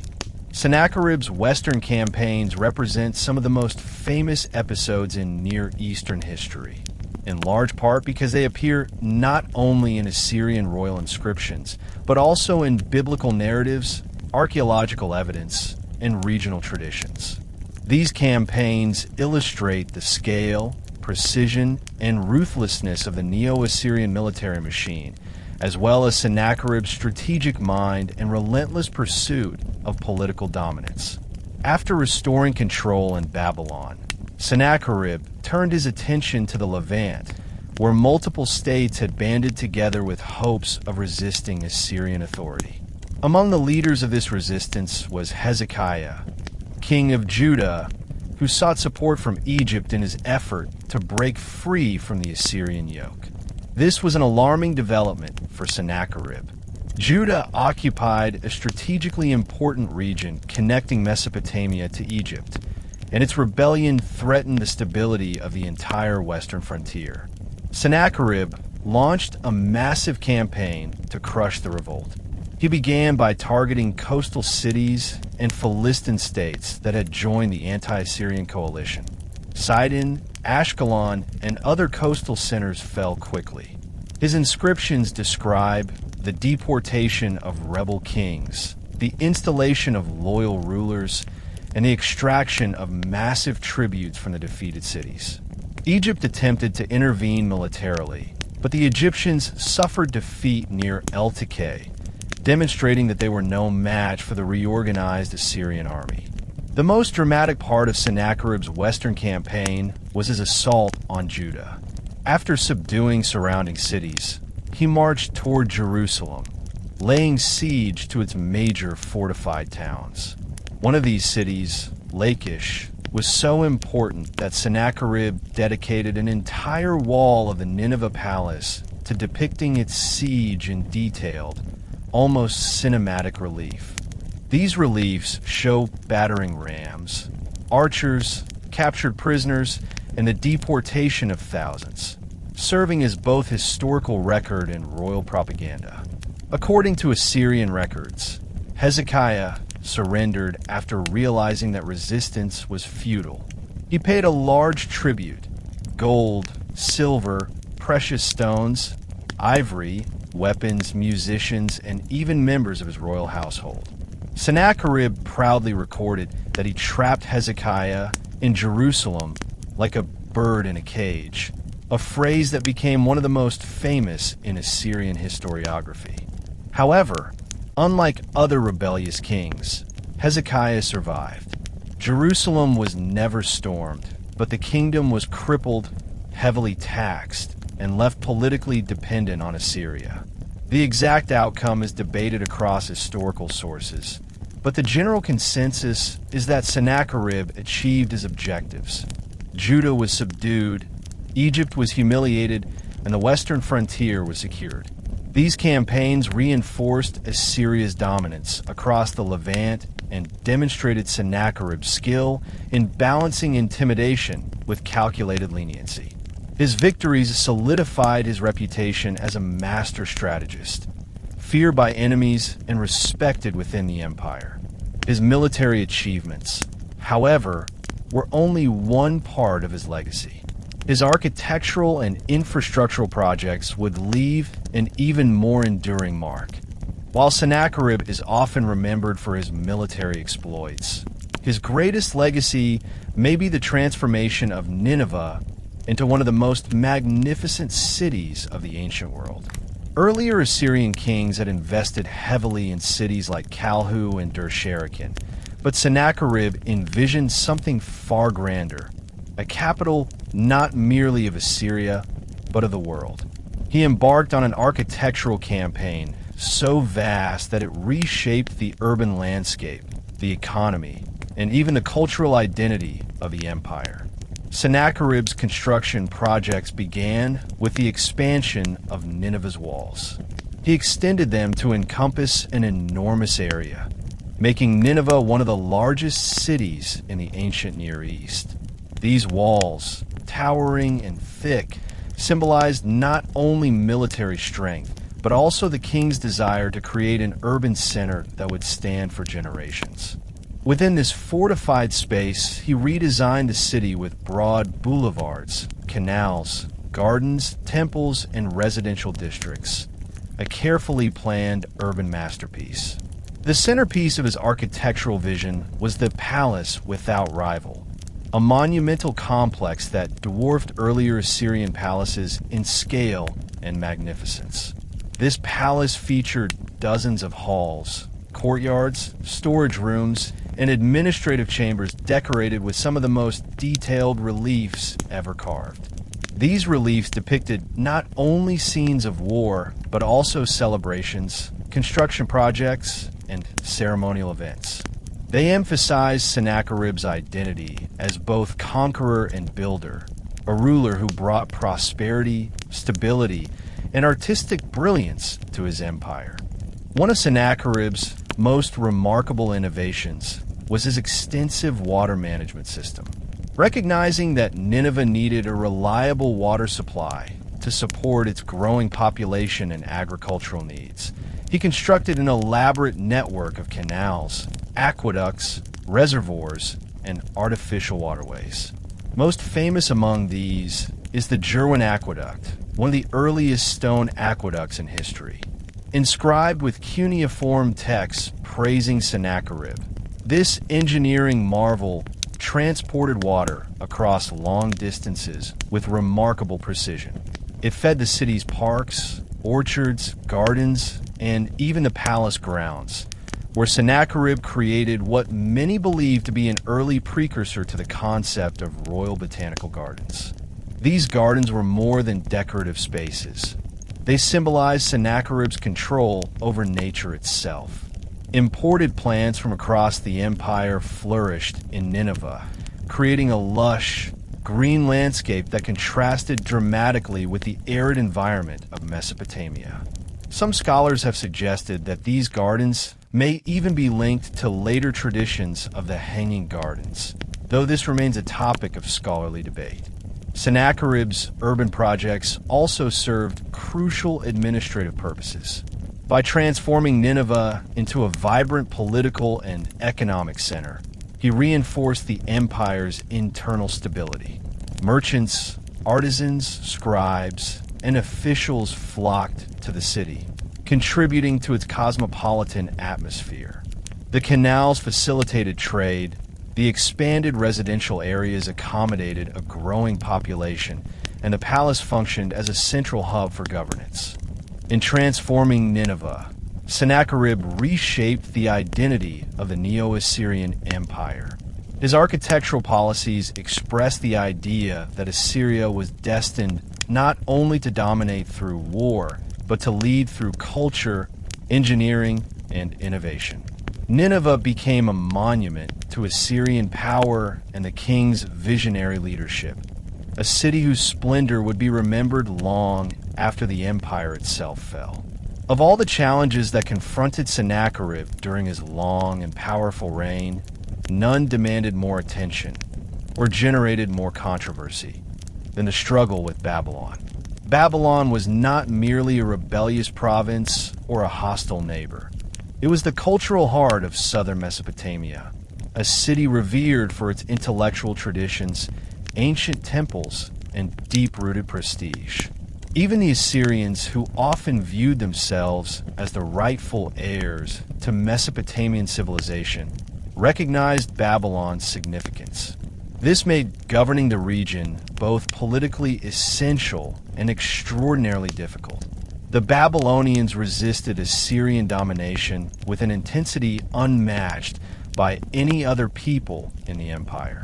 They considered themselves the guardians of ancient cosmic order, and many viewed Assyria as an oppressive foreign power. When Sennacherib came to power, Babylon was already unstable.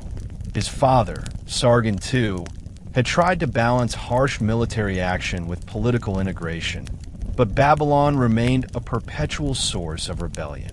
Shortly after Sennacherib's accession, Marduk-Kaplan II, a longtime enemy of Assyria, returned with support from Elam and reclaimed the Babylonian throne. For Sennacherib, this was unacceptable, not just politically but ideologically. Babylonian control under an anti-Assyrian ruler undermined the unity of Mesopotamia, threatened control of southern trade routes, and challenged the legitimacy of the Assyrian king. Sennacherib launched military campaigns to retake the city. Yet unlike his swift victories elsewhere, Babylon proved far more difficult to subdue. Each time he expelled one rebellious ruler, another rose to take his place. Babylonian priests, nobles, and citizens repeatedly aligned themselves with Elamite forces, further complicating Assyria's efforts at control. Babylon's religious significance also made it resistant to political manipulation. The city was home to the great Esarhaddon temple dedicated to Marduk, a deity of enormous prestige. Destroying Babylon risked divine backlash. Sparing it risked rebellion. Sennacherib recognized that he faced not merely a political struggle, but a symbolic war for the heart of Mesopotamian civilization. His inscriptions reflect his growing frustration. He describes Babylonians as deceitful, treacherous, and ungrateful. People who continually rejected Assyrian generosity and repaid it with rebellion. The king repeatedly restored order only to find the region destabilized again by Elamite interference or internal uprisings. The conflict intensified dramatically after Babylon rebelled once more under a prince named Dur-Sharrukin, who captured important Assyrian territories with Elamite assistance. This time, Sennacherib responded with overwhelming force. He crushed the coalition, killed Dur-Sharrukin, and prepared to retake the city again. But Babylon's resilience forced the king to escalate further. By the end of the decade, Sennacherib had grown convinced that Babylon could not be controlled through regular policies. Its repeated resistance, deep cultural identity, and reliance on Elamite support threatened the stability of the entire empire. It became a symbol of defiance that risked inspiring other rebellions. In Sennacherib's eyes, Babylon had crossed a line that made leniency impossible. He made a decision that would become one of the most infamous acts in ancient Near Eastern history. In 689 BCE, after years of exhausting conflict, Sennacherib chose a path that no Assyrian king before him had dared to attempt: the complete destruction of Babylon. This decision was monumental, unprecedented, and deeply symbolic. Babylon was not just another rebellious city. It was one of the oldest and most prestigious cultural centers in Mesopotamia. To destroy it was to defy centuries of political tradition and religious reverence. Yet Sennacherib believed that only absolute destruction could break the cycle of rebellion once and for all. His inscriptions describing the event are chilling in their intensity. He claimed to have ordered the city's walls, gates, temples, and palaces to be torn down. Soldiers dismantled the massive ziggurat of Marduk, a sacred monument that had stood for centuries. The waters of the Euphrates River were diverted through the ruins, turning the once glorious city into a desolate swamp. Statues of gods were seized or melted down. The treasures of temples and palaces were carried back to Assyria. Many citizens were deported, while others died during the assault. To justify this radical act, Sennacherib presented himself as carrying out divine justice. He argued that Babylon had betrayed the gods with repeated acts of treachery and rebellion. To him, the destruction was not just political, it was cosmic, an attempt to restore order disturbed by Babylon's defiance. He portrayed the city as a place cursed by its own people, a nest of conspirators who conspired with Elamites and repeatedly violated sworn oaths. Babylon's fall was cast as the will of Ashur, not merely the decision of a human king. The ancient world, however, was shocked. Many people, including those living within the Assyrian Empire, considered the destruction sacrilegious. Babylon was sacred ground, and Sennacherib's actions risked alienating priests, scholars, and elites throughout Mesopotamia. Even within Assyria, the decision caused discomfort among religious factions. Some believed that destroying Babylon endangered cosmic balance, upsetting the relationship between gods and humans. Although the destruction achieved its short-term goal, Babylon ceased to be a political threat during Sennacherib's lifetime. It created long-term challenges. The ideological backlash generated by this event would haunt the Assyrian throne and contribute to deep internal conflicts after his death. Some historians believe that this single act, more than any military campaign or administrative reform, planted seeds of rupture within the royal household. It may have contributed to the bitterness that eventually resulted in Sennacherib's brutal assassination. Whatever the long-term consequences, the destruction of Babylon remains one of the most dramatic and consequential episodes in ancient history. The final chapter of Sennacherib's life is filled with tension, mystery, and dramatic irony. After decades of ruling with unmatched confidence, military brilliance, and architectural vision, Sennacherib met a violent end, an end that may have been shaped by the very policies and decisions that had defined his reign.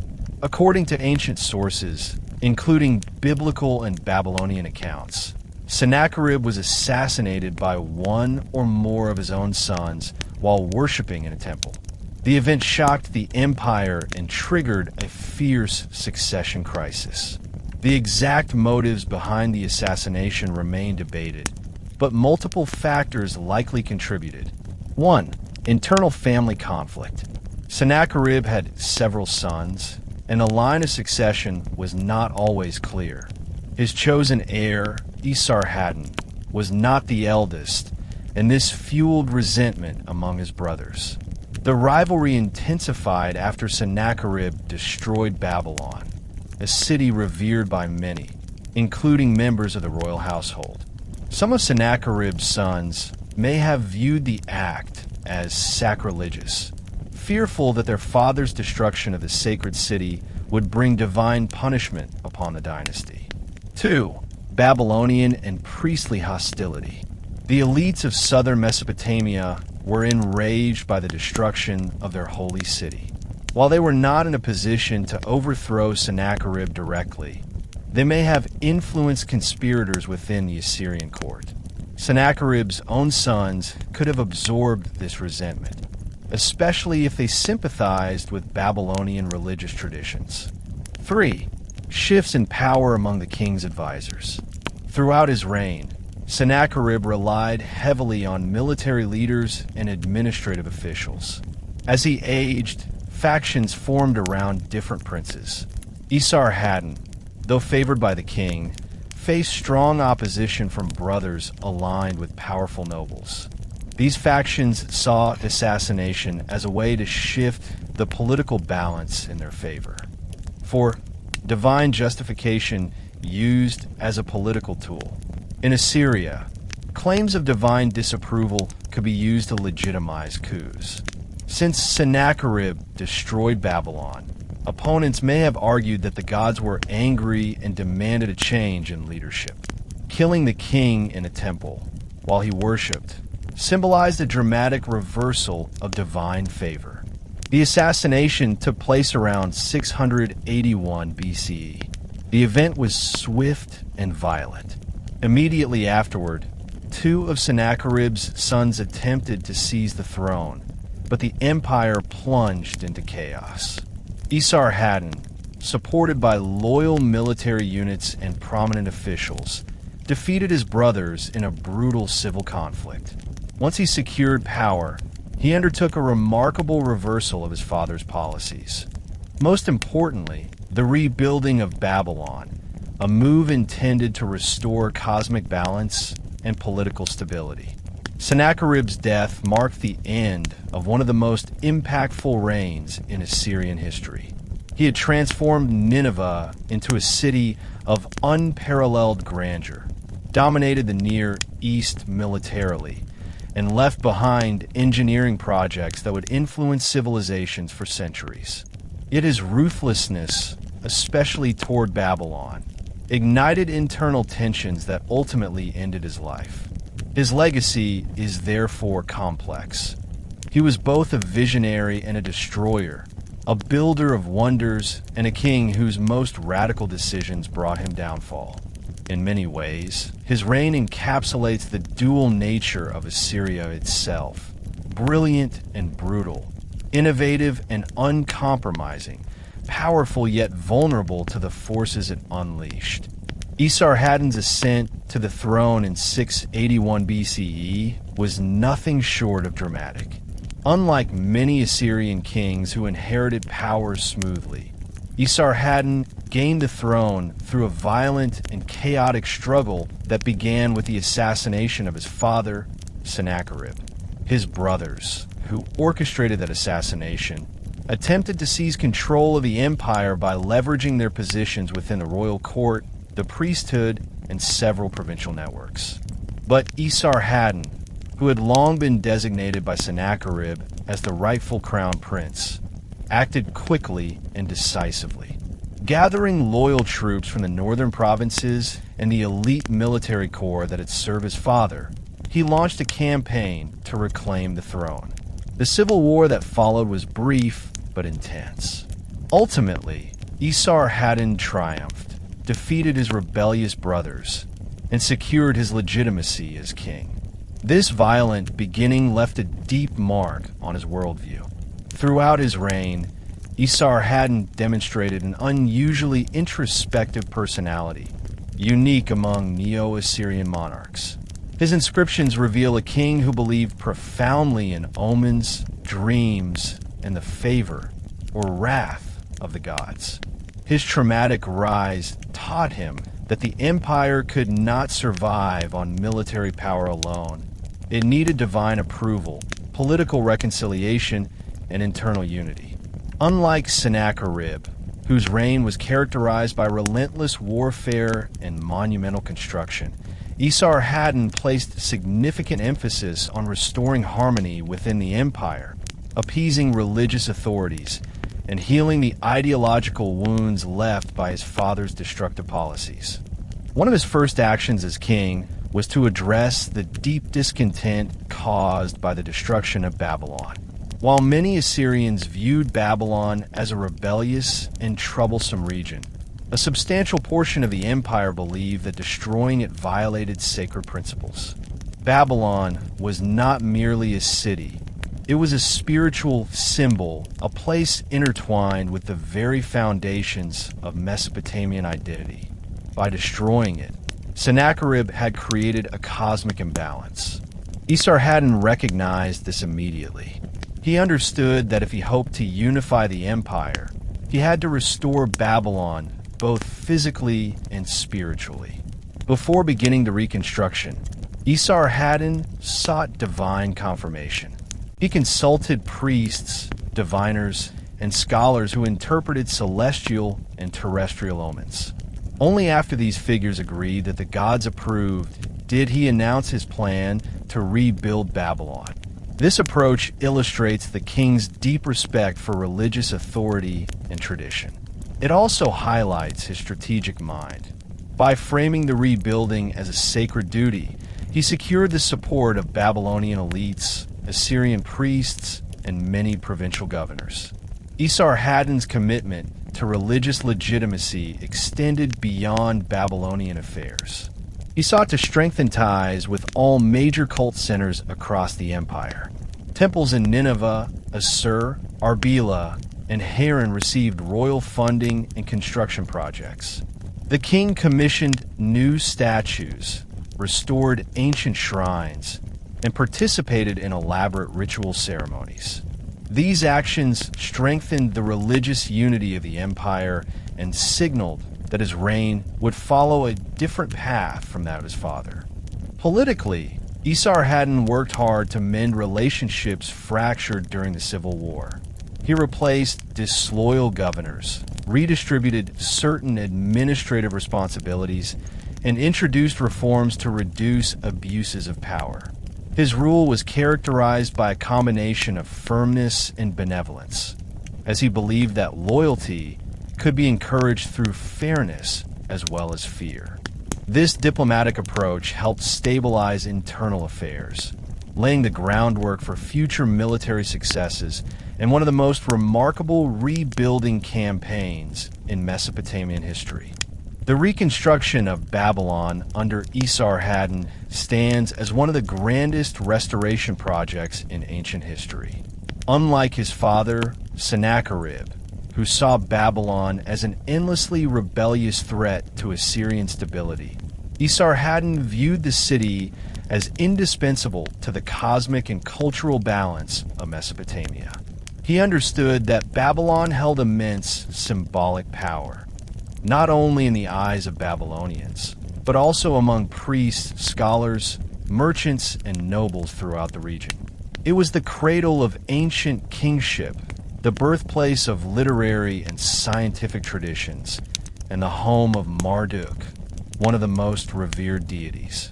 To rule Mesopotamia effectively, Esarhaddon believed he needed Babylon's loyalty, not its destruction. Esarhaddon approached the rebuilding effort with extraordinary care and ritual precision. Before even laying a single brick, he performed purification rituals to cleanse the land of the violence and desecration associated with its destruction. He brought together Babylonian priests and Assyrian officials to oversee the process, ensuring that the work would proceed according to both political and religious requirements. His inscriptions repeatedly emphasized that the reconstruction was carried out with reverence, a phrase that appears nowhere in Sennacherib's records. This language reflects not only the king's piety, but his desire to heal the deep wounds caused by his father's actions. The physical reconstruction was immense in scale. The ruins of Babylon had been flooded by Sennacherib's redirection of the Euphrates, meaning engineers had to drain and stabilize the land before rebuilding could begin. Skilled workers from across the empire, deportees, craftsmen, and specialists were brought to the city. They rebuilt the massive Esarhaddon temple, restored the ziggurat Etemenenki, and reconstructed residential areas, canals, and fortifications. The project became a symbol of unity, drawing together people from diverse backgrounds in a shared monumental endeavor. Esarhaddon also restored religious ceremonies, festivals, and rituals that had been interrupted during the years of destruction. The statue of Marduk, which had been removed, was ceremonially returned to its rightful place in the temple. This act was politically brilliant. It signaled to Babylonians that their city's divine dignity had been restored. It also symbolized that the gods themselves approved of Esarhaddon's rule. But the rebuilding of Babylon was not only about restoring what had been lost. It was also a diplomatic and ideological strategy. Esarhaddon hoped that by honoring Babylon, he could secure long-term loyalty from the southern provinces and prevent future rebellions. He understood that sheer military power could not guarantee lasting stability. Respect, religious legitimacy, and cultural diplomacy were equally powerful tools. This philosophy distinguished him from earlier kings who relied primarily on force. The effects of the rebuilding were profound. Babylon flourished once again as a major center of trade, culture, and religion. Assyrians and Babylonians lived and worked together under a more cooperative framework. Though tensions remained, the city no longer posed the immediate existential threat it had under Sennacherib. In many ways, Esarhaddon's policy of reconciliation saved the empire from internal fragmentation and restored its ideological unity. The rebuilding of Babylon also had a lasting legacy. Later rulers, including Nebuchadnezzar II of the Neo-Babylonian Empire, would build upon Esarhaddon's foundations. His decision to restore rather than destroy left a permanent mark on Mesopotamian civilization. While Esarhaddon is often praised for his reconciliation with Babylon and his efforts to heal the internal fractures of the empire, he was no less formidable as a military strategist. Under his leadership, the Neo-Assyrian Empire expanded farther than ever before, reaching a new pinnacle of international prestige. Unlike Sennacherib, whose campaigns focused heavily on internal rebellions and conflicts in the Levant and Babylonia, Esarhaddon extended Assyrian influence into regions that earlier kings had only touched, most notably Egypt. Egypt had long been both a rival and a distant dream for Assyrian rulers. For centuries, its pharaohs had interfered in Levantine politics, supporting rebellions against Assyrian authority. The western expansion of Assyria had brought the two powers into ideological conflict. Egypt viewed itself as the supreme center of civilization, while Assyria believed the same of its own empire. For Esarhaddon, conquering Egypt was not simply a territorial goal. It was a symbolic assertion of Assyrian supremacy across the known world. The campaign required exceptional planning. Egypt was geographically distant, protected by deserts, and defended by powerful armies. But Esarhaddon's reformed military, enriched by decades of Assyrian administrative innovation, was more than capable of the challenge. He launched a multi-year series of campaigns into the Sinai and Delta regions. His inscriptions describe long marches, battles against Egyptian forces, and fierce resistance from local vassal princes. In 671 BCE, Esarhaddon achieved one of the most extraordinary victories in ancient history: the successful conquest of Memphis, the great capital of Lower Egypt. The pharaoh Taharqa was forced to flee south into Nubia. Esarhaddon claimed the title King of Egypt, King of Cush, King of the lands of the sea, an unprecedented political statement that signaled Assyria's dominance from the Persian Gulf to the Mediterranean, and now to the frontiers of Africa. Esarhaddon did not attempt to govern Egypt directly from Nineveh. Instead, he established a network of loyal vassal governors and Egyptian officials who pledged allegiance to Assyria. He installed native Egyptian princes who owed their power to him and expected them to maintain stability. This hybrid model of governance allowed the Assyrians to hold Egypt without overstretching their resources. The conquest elevated Assyria to a global superpower. Neighboring states, already wary of Assyrian might, now recognized that even a civilization as ancient and powerful as Egypt had fallen. Diplomatically, the victory inspired many states to deepen their cooperation with Assyria rather than resist it. Assyria became the uncontested hegemon of the ancient Near Eastern world.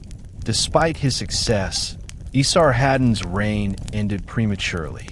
He died while traveling to Egypt to suppress a fresh rebellion. His passing marked a turning point in Assyrian history, ushering in the reign of his sons, Ashurbanipal and Shamash-shum-ukin, a dual succession that would lead to one of the most dramatic political struggles in the empire's final century.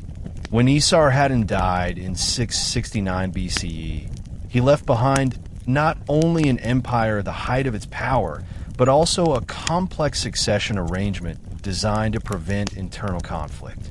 He appointed his younger son Ashurbanipal as king of Assyria, while granting his elder son Shamash-shum-ukin the throne of Babylon. This unusual dual kingship system was an attempt to honor both sons, while acknowledging the political sensitivities of the time. Esarhaddon believed that giving Babylon a native-born king, one who carried royal blood and was raised in Mesopotamian religious tradition, would satisfy Babylonian elites and prevent further rebellion.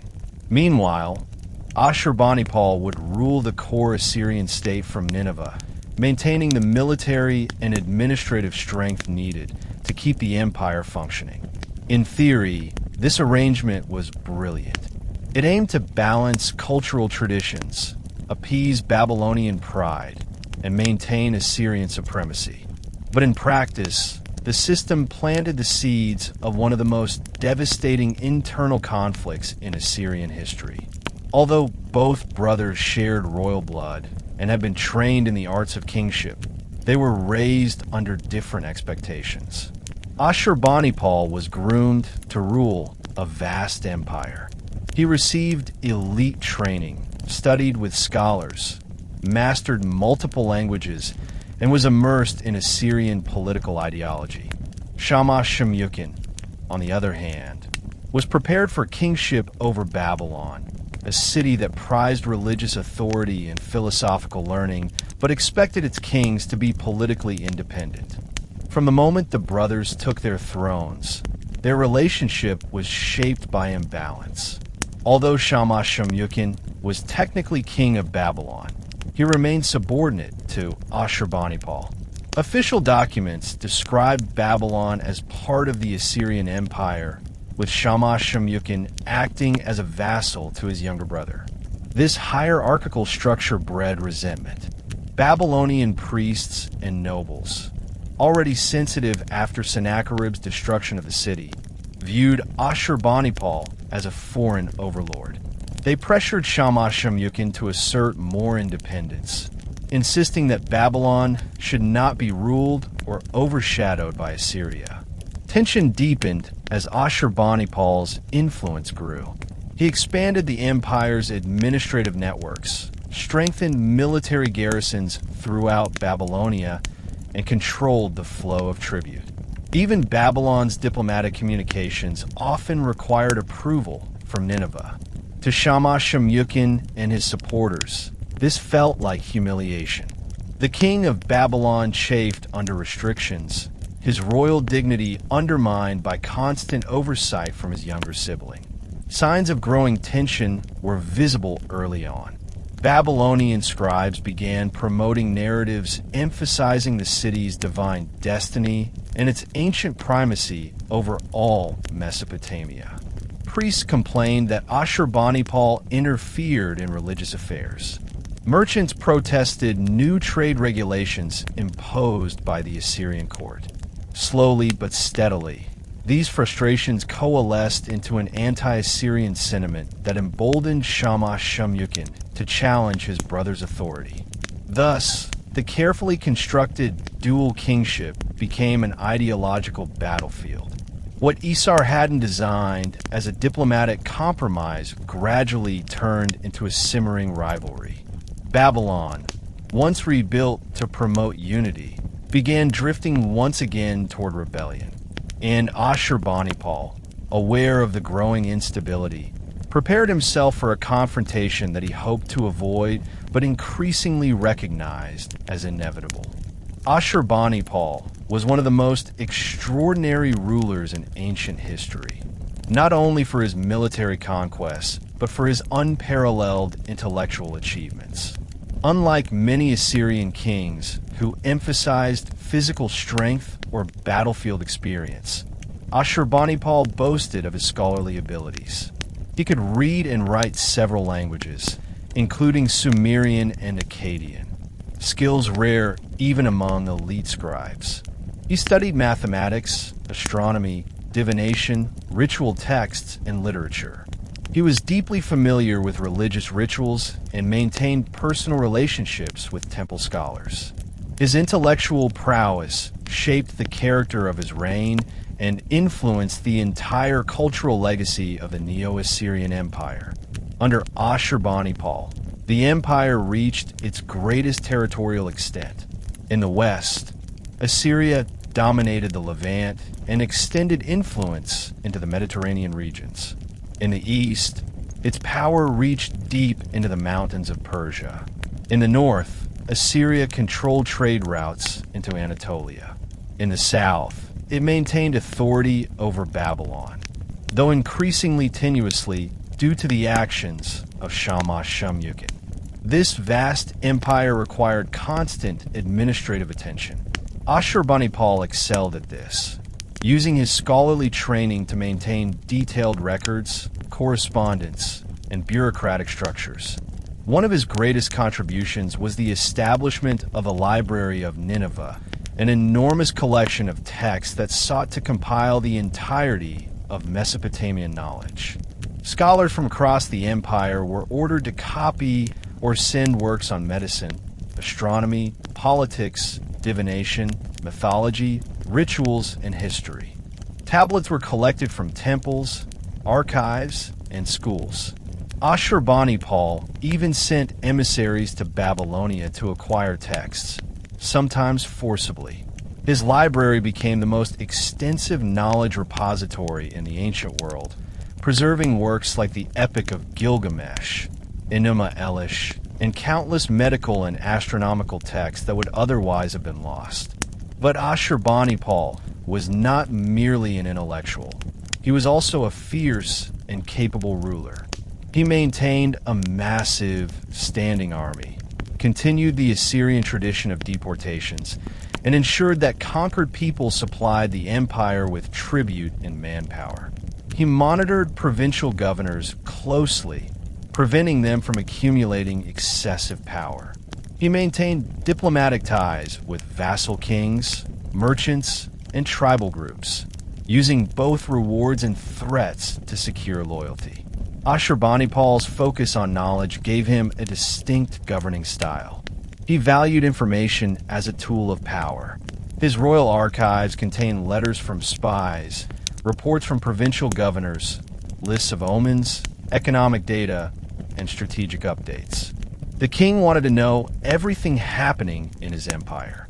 He believed that understanding the workings of the world, both physical and spiritual, allowed him to govern more effectively. Yet Ashurbanipal's intellectual brilliance also shaped perceptions of him. His opponents viewed him as overly powerful, too confident, and dangerously involved in Babylonian religious matters.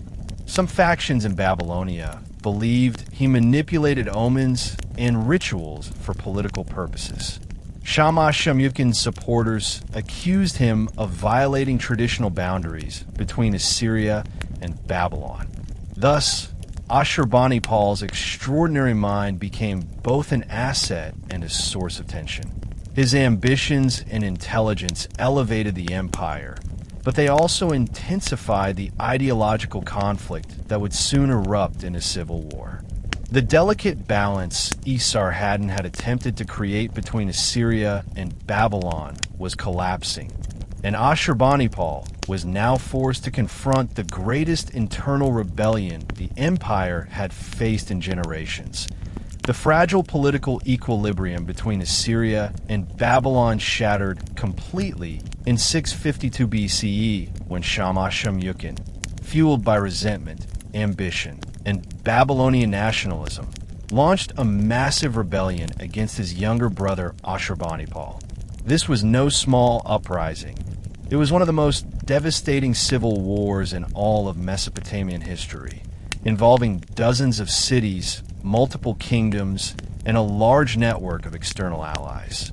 It was not merely a struggle for political control. It was an ideological war between two visions of Mesopotamia. Shamash-shum-ukin framed his revolt as a fight for Babylonian independence and the restoration of its ancient sovereignty. He accused Ashurbanipal of disrespecting Babylonian traditions, manipulating religious rituals, and imposing oppressive policies. The Babylonian priesthood, still sensitive after the destruction of the city under Sennacherib, rallied behind him. Nobles, merchants, temple administrators, and common citizens joined the cause. Shamash-shum-ukin also sought allies beyond Babylon's borders. Elam, long an enemy of Assyria, joined the rebellion.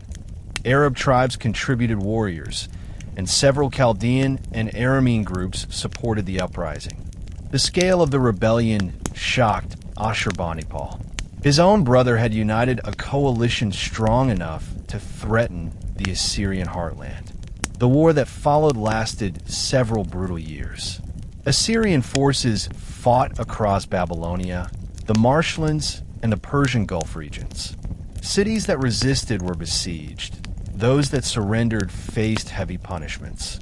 The conflict drained resources, devastated trade networks, and tested the limits of Assyrian military power. The climax of the war came with the siege of Babylon, a prolonged and catastrophic confrontation. Ashurbanipal surrounded the city, cutting off food supplies and blocking all escape routes. Babylon's defenders fought fiercely, but famine eventually took hold. Contemporary sources describe scenes of extreme starvation, disease, and internal violence.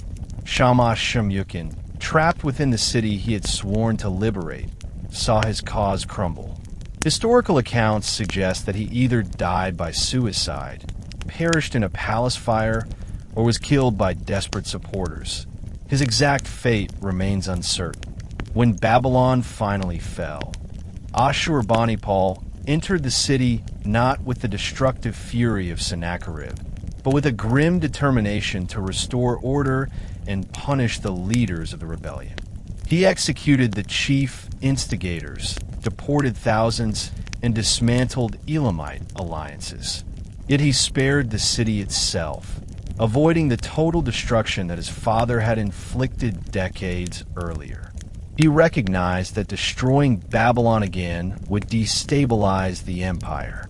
Instead, he aimed to integrate it more firmly into Assyrian control. The civil war, however, left deep scars. Entire regions were depopulated. Trade collapsed. The empire's internal unity was shaken. Although Ashurbanipal emerged victorious, the conflict weakened the foundations of Assyria's strength. The resources spent on the war could not be recovered. The trust between Assyria and Babylonia, already fragile, was shattered. Ashurbanipal would go on to achieve further victories, including the destruction of Elam, but the civil war marked the beginning of a long decline. The greatest empire of the ancient Near East had reached its peak, and now, slowly but inevitably, it would begin to fracture. After crushing the rebellion led by his brother Shamash-shum-ukin, Ashurbanipal turned his attention to one of Assyria's most persistent and troublesome adversaries, Elam. Located to the southeast of Mesopotamia, Elam had been both a rival and a cultural neighbor for centuries.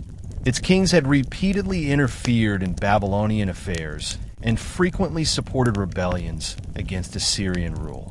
During the Civil War, Elam had provided troops, refuge, and moral support to Shamash-shum-ukin's cause, making it a primary target of Ashurbanipal's wrath once the rebellion was subdued. For generations, Elam had served as a counterweight to Assyrian expansion. It had strong fortresses, skilled archers, a resilient mountainous landscape, and a proud tradition of independence. Earlier Assyrian kings, Tiglath-Pileser III, Sargon II, Sennacherib, and Esarhaddon, had all fought against Elam, yet none had succeeded in decisively eliminating it. Ashurbanipal, however, approached the conflict with unparalleled determination. His goal was not merely to subdue Elam, but to erase it as a political entity. His first campaigns targeted Elamite border towns and strategic strongholds. Assyrian armies cut supply routes, captured fortresses, and deported local populations. These early operations weakened Elam's ability to fight and destabilized its political structure. The kingdom, already fragmented by internal rivalries, struggled to present a united resistance. Factions within Elam competed for power, and some leaders even sought Assyrian support against their rivals, an outcome that Ashurbanipal exploited masterfully. But the real destruction began with a series of deeper invasions. Ashurbanipal's forces marched into the heart of Elam, defeating armies, capturing nobles, and dismantling defensive installations. His inscriptions describe these events with triumph and brutal detail. He claimed that the gods had commanded him to punish Elam for its treachery and for aiding his rebellious brother. The destruction was framed as divine justice. The climax came when Ashurbanipal launched a massive campaign that penetrated deeper into Elamite territory than any Assyrian invasion before it. His armies captured the capital, Susa, one of the most ancient and culturally significant cities in the Near East. The conquest of Susa was catastrophic. Assyrian soldiers plundered temples, seized treasures, burned archives, and demolished monuments. Statues of Elamite gods were carried away to Assyria as trophies. The city's walls were torn down, and many of its inhabitants were deported or killed. Ashurbanipal's inscriptions brag that he destroyed the land of Elam in its entirety, leaving nothing behind but ruins and silence. Archaeological evidence supports the scale of this devastation. Elamite civilization, which had flourished for over 1,000 years, was effectively wiped out as a political force. After Ashurbanipal's campaigns, it never again rose to prominence. This victory, one of the most complete destructions of a rival state in ancient history, represented the final apex of Assyrian power. Ashurbanipal had eliminated a major rival, pacified Babylon, and maintained control over a vast empire stretching from Egypt to Iran. Yet even as he stood at the summit of power, the first cracks in the empire's foundation were beginning to form. The policies and wars that had expanded Assyria now began to strain its internal coherence, setting the stage for the empire's eventual collapse. Ashurbanipal's later reign presents a fascinating paradox. On one hand, Assyria under his rule reached unprecedented heights of cultural richness, military dominance, and administrative sophistication. The empire controlled immense wealth, commanded powerful armies, and enjoyed prestige unmatched in the Near East. The king himself possessed one of the greatest libraries in the ancient world and presided over a flourishing court filled with scholars, scribes, artisans, foreign emissaries, and tributary kings. The reliefs in his palaces depict scenes of royal hunts, feasts, diplomatic ceremonies, and military victories, visual evidence of an empire that believed its glory was eternal. Yet beneath this facade of greatness, deep structural problems were quietly emerging. These vulnerabilities would become the seeds of Assyria's decline shortly after Ashurbanipal's death. One of the major issues was the cost of empire. The wars against Babylon, Elam, Egypt, and numerous rebellious cities had drained the empire's resources. Maintaining garrisons across vast distances required enormous quantities of food, weapons, building materials, animals, and manpower. Roads needed constant repair, supply lines needed supervision, and local governors required oversight. Although Assyria's economy was large, even its wealth had limits. Continuous warfare without sufficient periods of rest strained the treasury and imposed heavy burdens on peasants, who were taxed and drafted regularly. Another problem was overextension. The empire had expanded so far and so fast that it became increasingly difficult to manage. Communications from distant provinces took weeks. Troops stationed in far-flung regions often acted independently or formed local power bases. Rebellions in Egypt, Persia, or the Levant could erupt simultaneously, requiring separate campaigns and draining military strength. In earlier generations, Assyria had expanded gradually. Under Ashurbanipal, expansion had reached a point where maintenance was nearly impossible. A third weakness was internal fragmentation. The civil war against Shamash-shum-ukin left deep scars. Babylon was pacified, but never fully loyal. Many nobles in Assyria remembered the chaos and mistrusted the king's policies. Factions formed within the royal court, some loyal to Ashurbanipal, others resentful of his power, his intellect, or his handling of Babylonian affairs. These political divisions would become devastating once the strong hand of Ashurbanipal was gone. Meanwhile, external threats continue to grow. Various tribal groups along the empire's borders, Sumerians, Scythians, Medes, and others, were becoming more organized and aggressive. These groups did not respect treaties or traditional Mesopotamian diplomacy. They were unpredictable, mobile, and capable of inflicting serious damage on settled territories. Ashurbanipal managed these threats through a combination of intimidation and payments, but he never fully eliminated them. Despite these challenges, Ashurbanipal appears to have enjoyed a long period of peace following the destruction of Elam. However, this peace was deceptive. While the empire seemed stable on the surface, it lacked the strong political and economic foundations needed for long-term survival. Ashurbanipal's later years were spent enjoying the luxuries of Nineveh, overseeing cultural projects, expanding his library, and commissioning elaborate reliefs. But beneath this prosperity, the empire's future was growing increasingly uncertain. When Ashurbanipal finally died around 631 BCE, or slightly later, according to some interpretations, he left no clear successor. The empire that had seemed invincible was suddenly leaderless, vulnerable, and poised on the edge of fragmentation. His death marked the end of Assyria's golden age. The death of Ashurbanipal plunged the Neo-Assyrian Empire into one of the most chaotic periods in its history.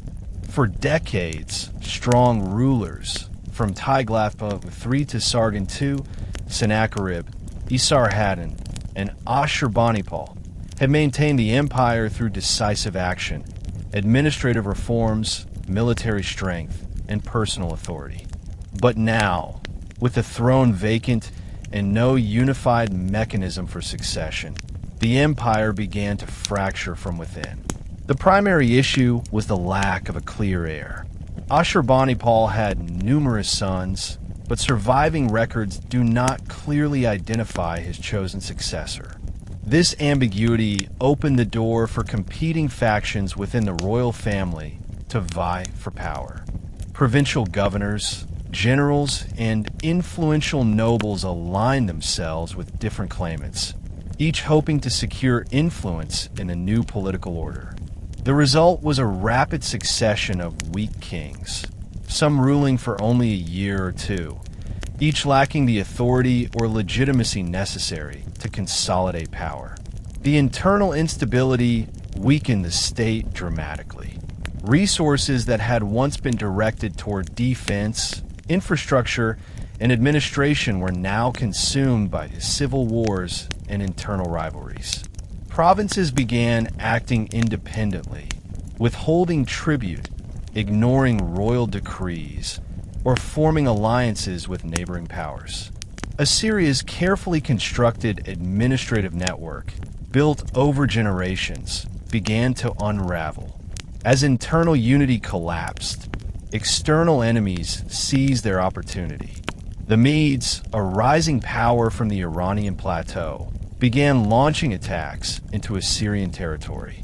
The Babylonians, never fully reconciled to Assyrian rule despite Esarhaddon's efforts, gradually regained strength and formed alliances with regional powers.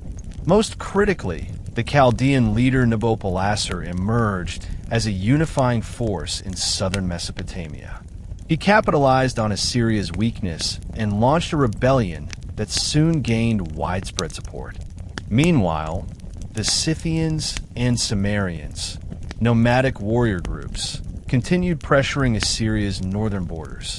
These groups were not only militarily formidable, but also difficult to predict or control.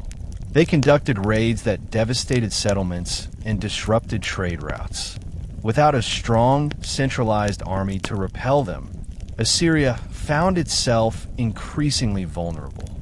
By the late 620s BCE, the empire was in freefall. Cities that had once symbolized Assyrian might, Nineveh, Kalhu, Dur-Sharrukin, and Arbela, were overwhelmed by administrative chaos, declining population, and economic strain. Provinces that had once proudly sent tribute now sought alliances with Assyria's enemies. Generals fought among themselves, weakening the military from within. The empire's enormous size, once a symbol of glory, had become an impossible burden. The collapse was not immediate, but the trajectory was clear. The greatest empire the ancient Near East had ever seen was unraveling rapidly, undone not only by external foes, but by the internal fractures left in the wake of Ashurbanipal's death. The era of Assyrian supremacy was ending, and a new geopolitical order, centered on Babylon and the rising Median power, was about to reshape the ancient world. After the death of Ashurbanipal, the Neo-Assyrian Empire, once the greatest military and administrative power the ancient world had ever known, entered a period of rapid decay. For more than a century, Assyria had been held together by the strength of its rulers. Each king had possessed a combination of political skill, military innovation, ideological authority, and the unrelenting will needed to govern an empire stretching from Egypt to Iran. However, when Ashurbanipal died, this chain of strong rulers was broken. What followed was a leadership vacuum that exposed the empire's underlying weaknesses, weaknesses that had been growing slowly but inevitably beneath the surface of its grandeur. The immediate problem was succession. Ashurbanipal had never clearly named an heir in a way that unified the court. Assyrian sources from this period are fragmentary, reflecting the empire's disintegration, but they reveal that multiple princes claimed the throne, backed by different factions of the military, religious institutions, and provincial elites. This resulted in a chaotic period of civil conflicts lasting several years. During this time, Assyria cycled through kings rapidly, with rulers often reigning for only a brief period before being replaced by rivals. This instability deeply affected the structure of the empire. Provincial governors, once carefully monitored by strong kings, now acted independently. Many refused to send tribute, weakened military garrisons, or withheld troops that were urgently needed to defend the empire's borders. In some regions, local rulers declared de facto independence while still paying lip service to the Assyrian crown. Elsewhere, long subjugated populations took advantage of the chaos to reassert their autonomy. Rebellions erupted in territories that had not challenged Assyrian rule for decades. Assyria's unrivaled military machine began to falter. The standing army, once the most disciplined and powerful fighting force in the Near East, was fractured by internal conflicts. Units loyal to different princes fought each other, draining manpower and resources. Supply lines broke down, and administrative centers were left without oversight. Long-distance communication, already difficult in such a vast empire, became almost impossible during the internal struggles. Without a unified military, Assyria could not respond effectively to threats along its borders. Meanwhile, diplomatic relations collapsed. Vassal states that had once feared Assyria began to test the limits of independence. Some stopped paying tribute. Others openly allied with Assyria's enemies. The empire's aura of invincibility, carefully cultivated by kings like Tiglath-Pileser III, Sargon II, and Sennacherib, crumbled almost overnight. The psychological foundation of the empire, which relied on fear and respect, was shattered. All of these problems were intensified by economic decline. Assyria's economy had depended heavily on military expansion, tribute, and the exploitation of conquered lands. With the conquests halted and internal order collapsing, revenues plummeted. Irrigation networks were neglected, farmlands deteriorated, and trade routes were disrupted by warfare. Although Nineveh, Kalhu, and Ashur remained wealthy cities, their prosperity could no longer sustain the empire as a whole. Thus, the years following Ashurbanipal's death marked the beginning of the end, a time when Assyria's political fragmentation, military exhaustion, and economic strain created the perfect conditions for its enemies to rise and strike. While Assyria weakened internally, the most significant external threat emerged from a familiar and ancient rival, Babylon. Although Esarhaddon had rebuilt the city and Ashurbanipal had restored it after the Civil War, Babylonian resentment never fully disappeared. The Babylonians preserved a deep cultural memory of their ancient independence and viewed Assyrian rule, even at its most benevolent, as an unnatural occupation. They considered themselves the rightful inheritors of Mesopotamian civilization, and many believed that the gods had not truly blessed Assyrian domination. Into this volatile atmosphere stepped Nabopolassar, a Chaldean leader who would go on to found the Neo-Babylonian Empire. Nabopolassar was a brilliant strategist, a charismatic leader, and an expert at exploiting Assyria's weaknesses. Beginning around 626 BCE, he launched a rebellion in southern Mesopotamia, capitalizing on Assyria's civil conflicts. Babylonian cities rallied behind him, as did local tribes, merchants, and priests. The rebellion spread rapidly because Assyria lacked the internal cohesion to mount an effective response. Nabopolassar's strength lay not only in military power, but in diplomacy. He understood that Assyria had alienated many of its neighbors and that a large anti-Assyrian coalition could be forged from shared grievances. He formed alliances with tribal groups, such as the Arameans and Chaldeans, then sought out the Medes, an emerging Iranian power whose influence was expanding across the Zagros Mountains. The Medes had long been adversaries of Assyria. Their leaders resented Assyrian interference in their affairs and saw the empire's weakness as an opportunity to expand. Nabopolassar allied himself with the Median king Cyaxares, creating a powerful coalition capable of challenging Assyria on multiple fronts. This alliance proved decisive. Assyrian attempts to retake Babylon failed repeatedly. Their armies, weakened by internal conflicts, were unable to defeat the coordinated attacks of Babylonians and Medes. In 616 BCE, Nabopolassar captured key cities in northern Babylonia. In 615 BCE, the Medes launched deep raids into Assyria, capturing important towns. The two forces met and united at the city of Arapha, sealing their alliance in blood and shared purpose. The newly revived Babylonian kingdom, backed by its Median allies, now had the strength to challenge Assyria not just in Babylonia, but in its heartland. Nabopolassar's victories rejuvenated Babylonian pride, reinvigorated its cultural identity, and encouraged even more regions to join the anti-Assyrian revolt. His leadership marked the beginning of the Neo-Babylonian Empire, which would soon become the dominant power in the Near East. Assyria, once the supreme force in the region, now faced a formidable coalition of enemies at a time when it was least capable of defending itself.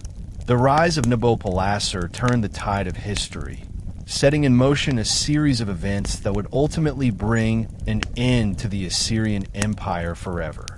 As Assyria crumbled from within and Babylon rose once again, a new set of forces emerged to shape the final chapter of the empire's downfall: the Medes and the Scythians. These groups, once peripheral players in the affairs of Mesopotamia, now became decisive actors whose military strength, mobility, and political ambition accelerated the destruction of the Neo-Assyrian Empire. The Medes, an Iranian-speaking people from the Zagros region, had been gradually growing in power since the early 7th century BCE. Their society was organized into tribes led by powerful chiefs, but under leaders like Phrodes and later Cyaxares, the Medes unified into a kingdom capable of challenging the great powers of the Near East. They were skilled horsemen and archers, and their mountainous homeland gave them a strategic advantage in defending against invasion while enabling sudden attacks on neighboring lands.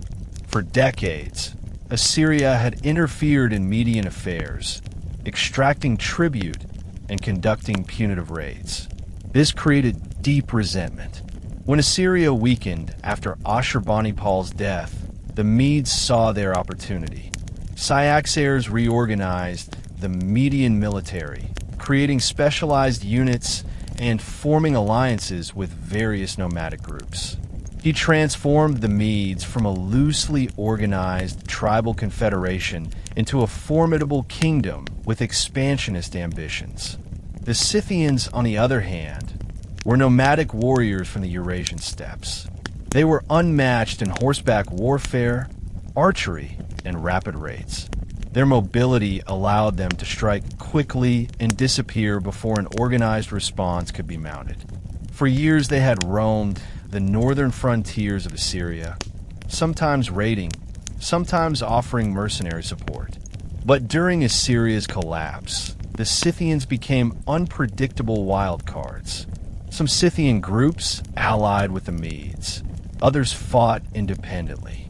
Their raids destabilized the northern provinces, devastated settlements, and disrupted trade routes. The Medes and Scythians together created a geopolitical nightmare for Assyria. While the Babylonians attacked from the south, the Medes stormed down from the Zagros Mountains, and Scythian raiders struck key cities and supply lines. Assyria's once mighty army was forced to fight on multiple fronts without sufficient manpower, resources, or coordination. By 614 BCE, the Medes launched a massive assault on Assyria, capturing the ancient city of Assur, a symbolic blow that shattered Assyrian morale. The Babylonians joined the attack soon after, forming a united front against their once dominant overlord. Cities fell one after another, unable to withstand the combined force of the Median Babylonian coalition. Assyria, which had dominated the Near East for centuries, now found itself fighting desperately for survival. The rise of the Medes and Scythians shifted the balance of power in the region. Their involvement ensured that Assyria could not recover or regroup. Even if the empire had managed to repel Babylonian forces, the Medes would have continued pressing from the north, making any chance of revival impossible. In many ways, the Medes and Scythians were the final executioners of an empire already weakened from within.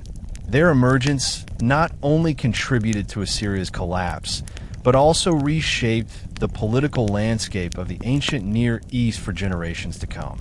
The Assyrian Empire was entering its final decade, and the storm that would destroy it was now fully underway. The final generation of Assyrian kings ruled during one of the most chaotic and desperate eras in the empire's long history. These rulers, often short-lived and poorly documented, struggled to maintain a collapsing state in the face of overwhelming external threats and crippling internal disorder. After the death of Ashurbanipal, the throne passed to Ashur-Banipal, a king whose reign was overshadowed by the ambitions of powerful courtiers and generals. Assyrian inscriptions from this period become scarce, a sign of the empire's rapidly collapsing administrative network. Ashur-Banipal attempted to maintain the authority of the monarchy, but his power was challenged on multiple fronts. Even within the capital, rival officials maneuvered for control. Following his death, Sennacherib inherited a fragmented kingdom that was already on the brink of ruin. Although Sennacherib appears to have been a courageous and determined ruler, he faced an impossible task. He attempted to rally the remnants of the Assyrian military, but the empire was now fractured into competing political factions. Some generals claimed authority over certain territories. Others defected to Babylon or the Medes. Communications between cities broke down, and strategic coordination was nearly impossible. Provinces once loyal to Assyria now openly sided with its enemies or declared independence. Meanwhile, Assyria's cities were overcrowded with refugees fleeing from territories that had fallen to the Babylonians and Medes.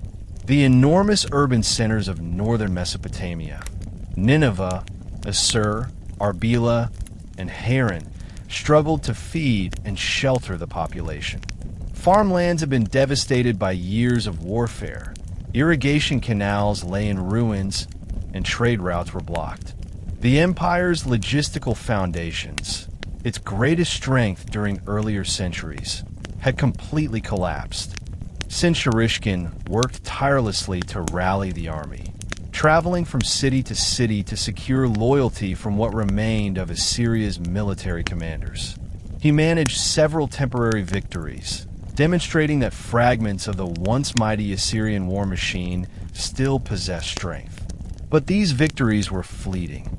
The enemies of Assyria, united under Nabopolassar of Babylon and Cyaxares of Media, were relentless.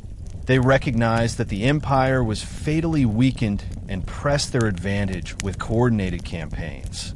By the time Sennacherib's reign was nearing its end, Assyria had lost control of most of its provinces. Only the central core around Nineveh remained firmly under Assyrian rule. The empire's political geography, once a vast network of provinces stretching across continents, had shrunk to a handful of fortified cities desperately trying to hold out. These cities became the final bastions of a dying superpower. The greatest of them all, Nineveh, served as the last significant stronghold of the Assyrian state. Assyria, once the terror of the ancient world, had become a cornered empire fighting for its very survival. The stage was now set for the final chapter, the siege and destruction of Nineveh, one of the most dramatic and impactful events in ancient history. The siege of Nineveh in 612 BCE stands as one of the most momentous military events of the ancient world, a dramatic and symbolic end to an empire that had dominated the Near East for over 3 centuries. Nineveh, once the pride of the Neo-Assyrian Empire, was one of the largest and most magnificent cities on earth. It housed palaces, libraries, temples, markets, canals, and towering walls that were among the most formidable fortifications of antiquity. Yet even this mighty metropolis could not withstand the combined might of the Babylonian-Median coalition, along with contributions from Scythians, Cimmerians, and other groups eager to see Assyria destroyed. The final siege began after years of relentless campaigning. Nabopolassar's Babylonians had taken the southern territories. The Medes had swept in from the north, devastating cities along the Zagros frontier. Both powers recognized that as long as Nineveh stood, Assyria might still rise from the ashes.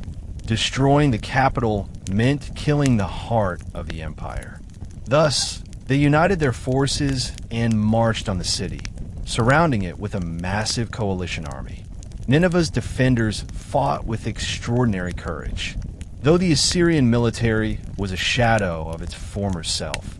The soldiers who remained were hardened veterans, fiercely loyal to their king and their homeland. The city's fortifications, massive stone walls, wide ramparts, and deep moats held off the attackers for months.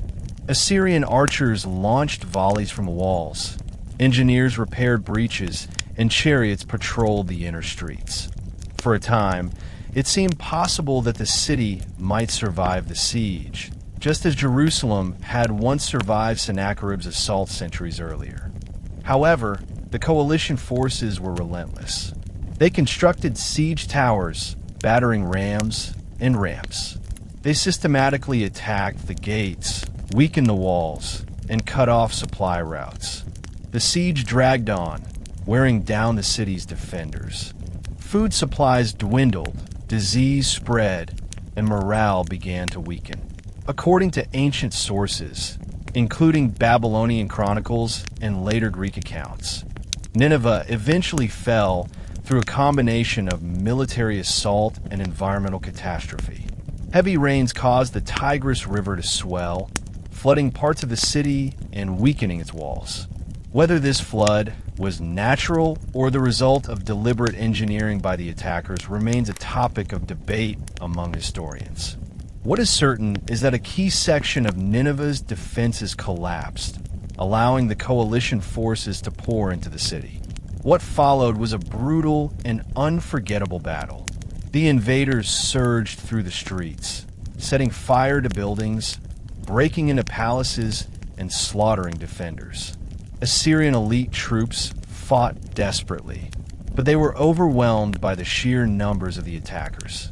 Sennacherib, the king of Assyria, is believed to have died defending the city, though the exact circumstances of his death remain uncertain. The fall of Nineveh marked the destruction of one of the greatest cities in ancient history.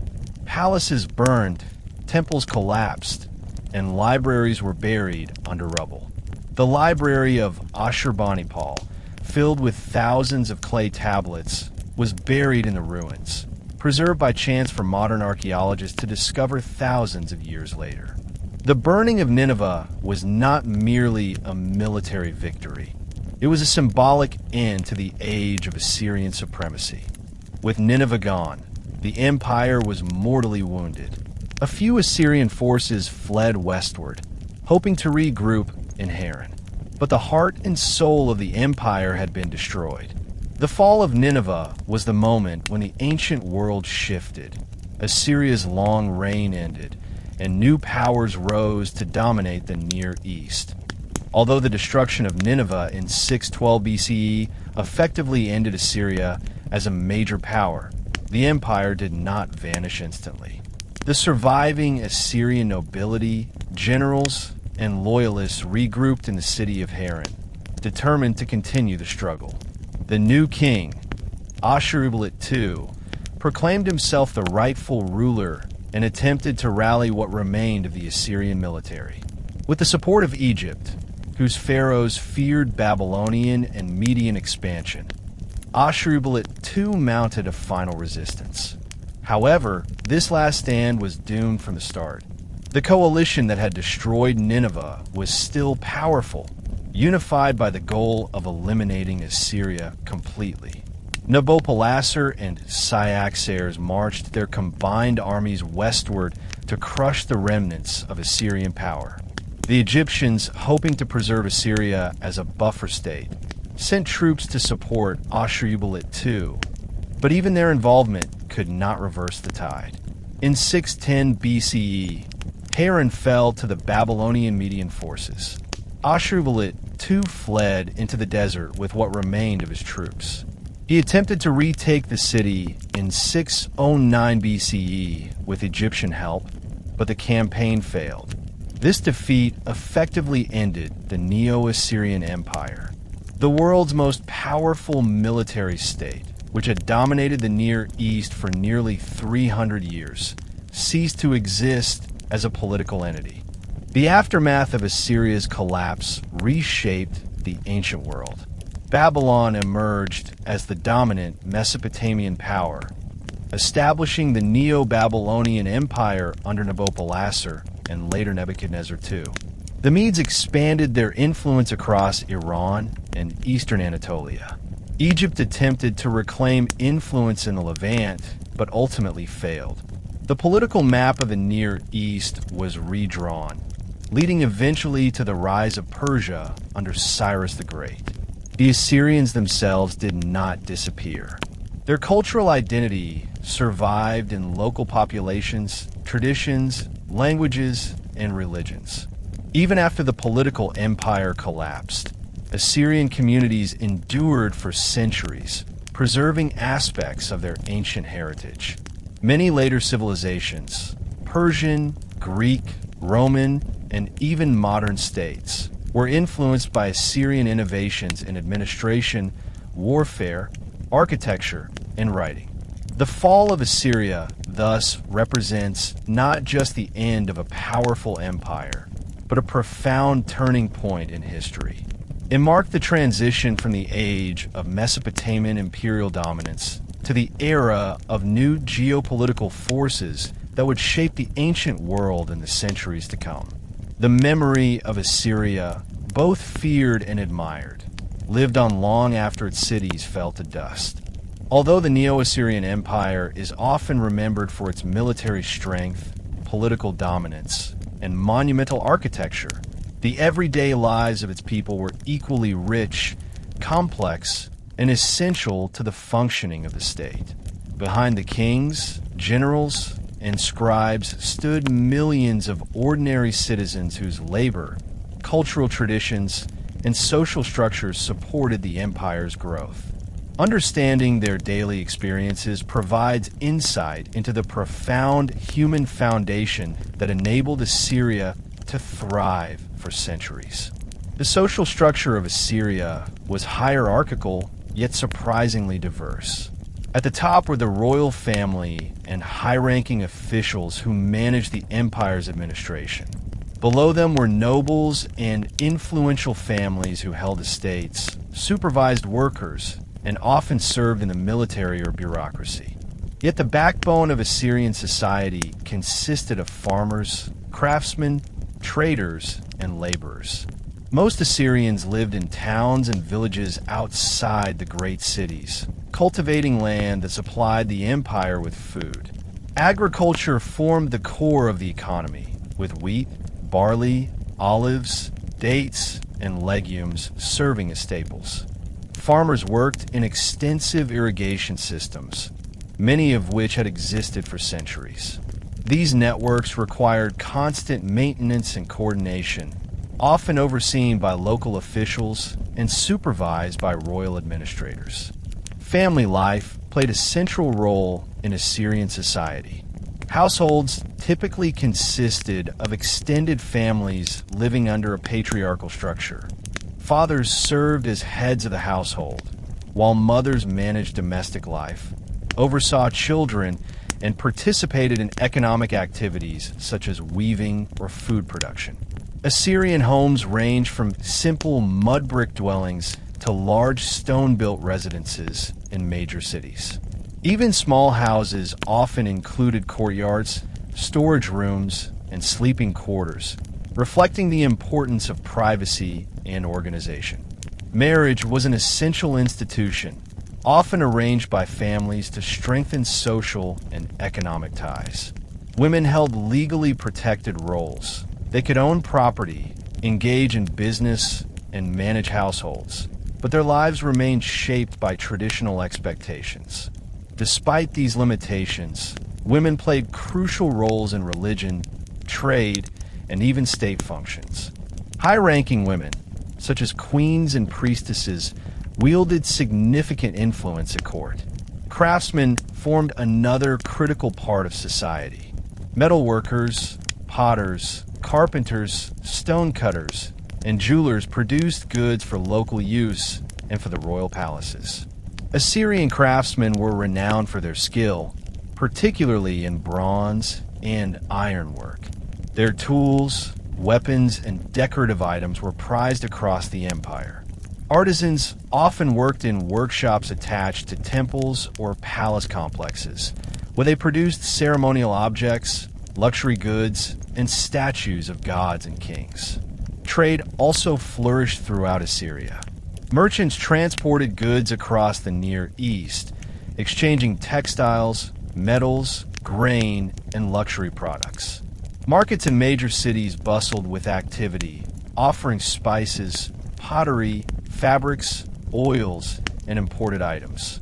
Trade routes connected Assyria to Arabia, Anatolia, Persia, and the Mediterranean. Caravans and riverboats carried goods along well-established paths, monitored and taxed by the state. Life in the cities was more complex and urbanized. Nineveh, Kalhu, and Ashur featured bustling markets, administrative buildings, temples, schools, and workshops. Scribes, scholars, priests, and merchants lived side by side with laborers and craftsmen. Temples served not only as places of worship, but also centers of economic activity. Many temples owned land, managed estates, and employed workers.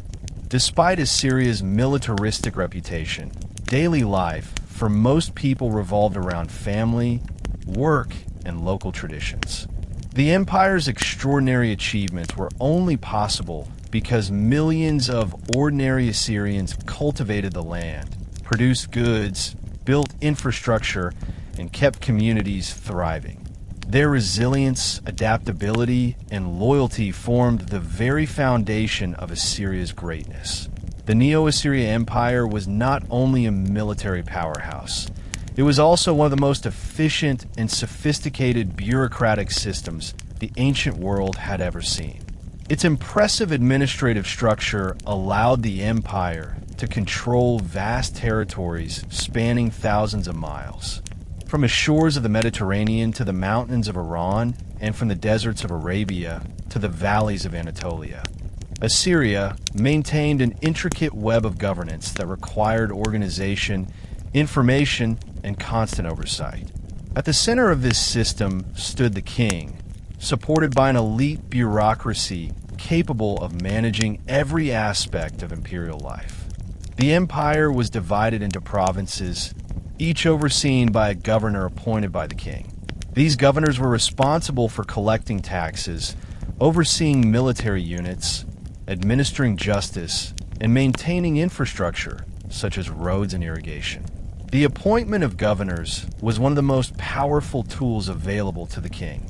By placing loyal officials, often members of the royal family or trusted nobles, in key positions, the crown ensured that provinces remained tied to the central authority. Bureaucratic records were meticulously maintained. Scribes, highly trained specialists, kept detailed accounts of fields, livestock, population statistics, trade flows, and legal matters. Their work, recorded on clay tablets, formed the backbone of Assyrian administration. Archivists stored these documents in palace libraries and administrative buildings, creating an organized system that allowed officials to monitor the empire's economy and enforce laws. The Assyrian legal system combined ancient traditions with practical governance. Laws covered contracts, property rights, marriage, inheritance, and criminal behavior. Punishments varied depending on social status and the severity of the offense. The courts were overseen by local judges, priests, or officials, but complex cases were often referred to provincial governors or even the king himself. One of the most innovative aspects of Assyrian governance was the use of deportation as a political and economic tool. Deportations were not random acts of cruelty. They were carefully planned population transfers designed to weaken rebellious regions and strengthen the empire's economy. Skilled workers, artisans, farmers, and administrators were relocated to areas that needed labor or military support.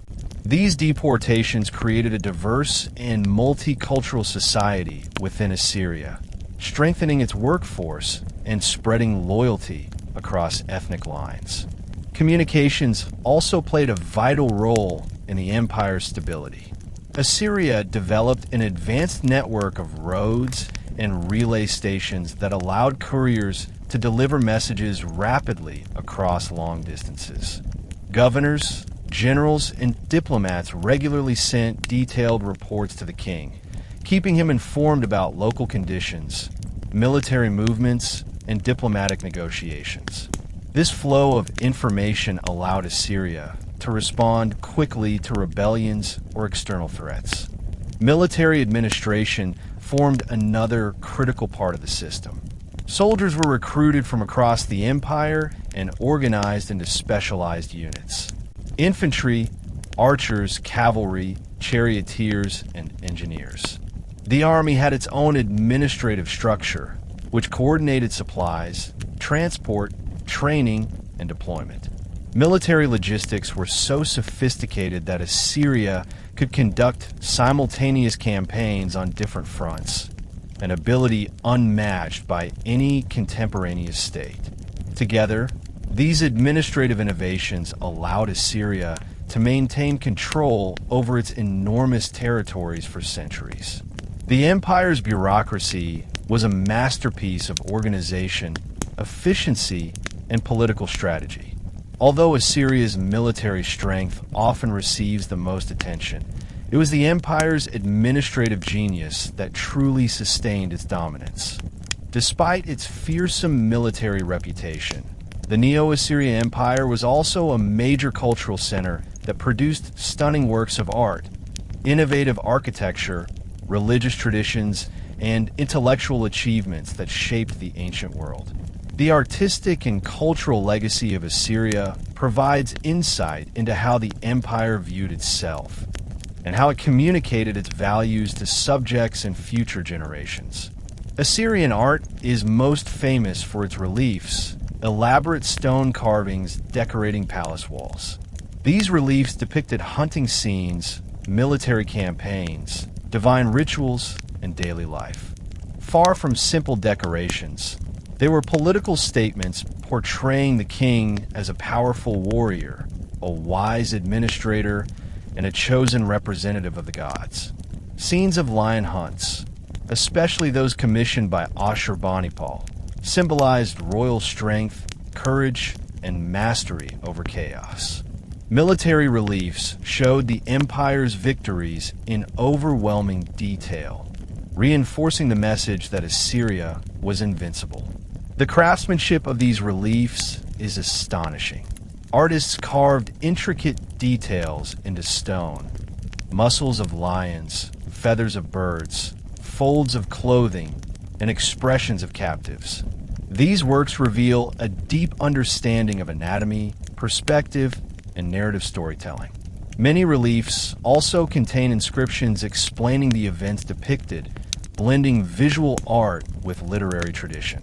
Assyrian architecture was equally impressive.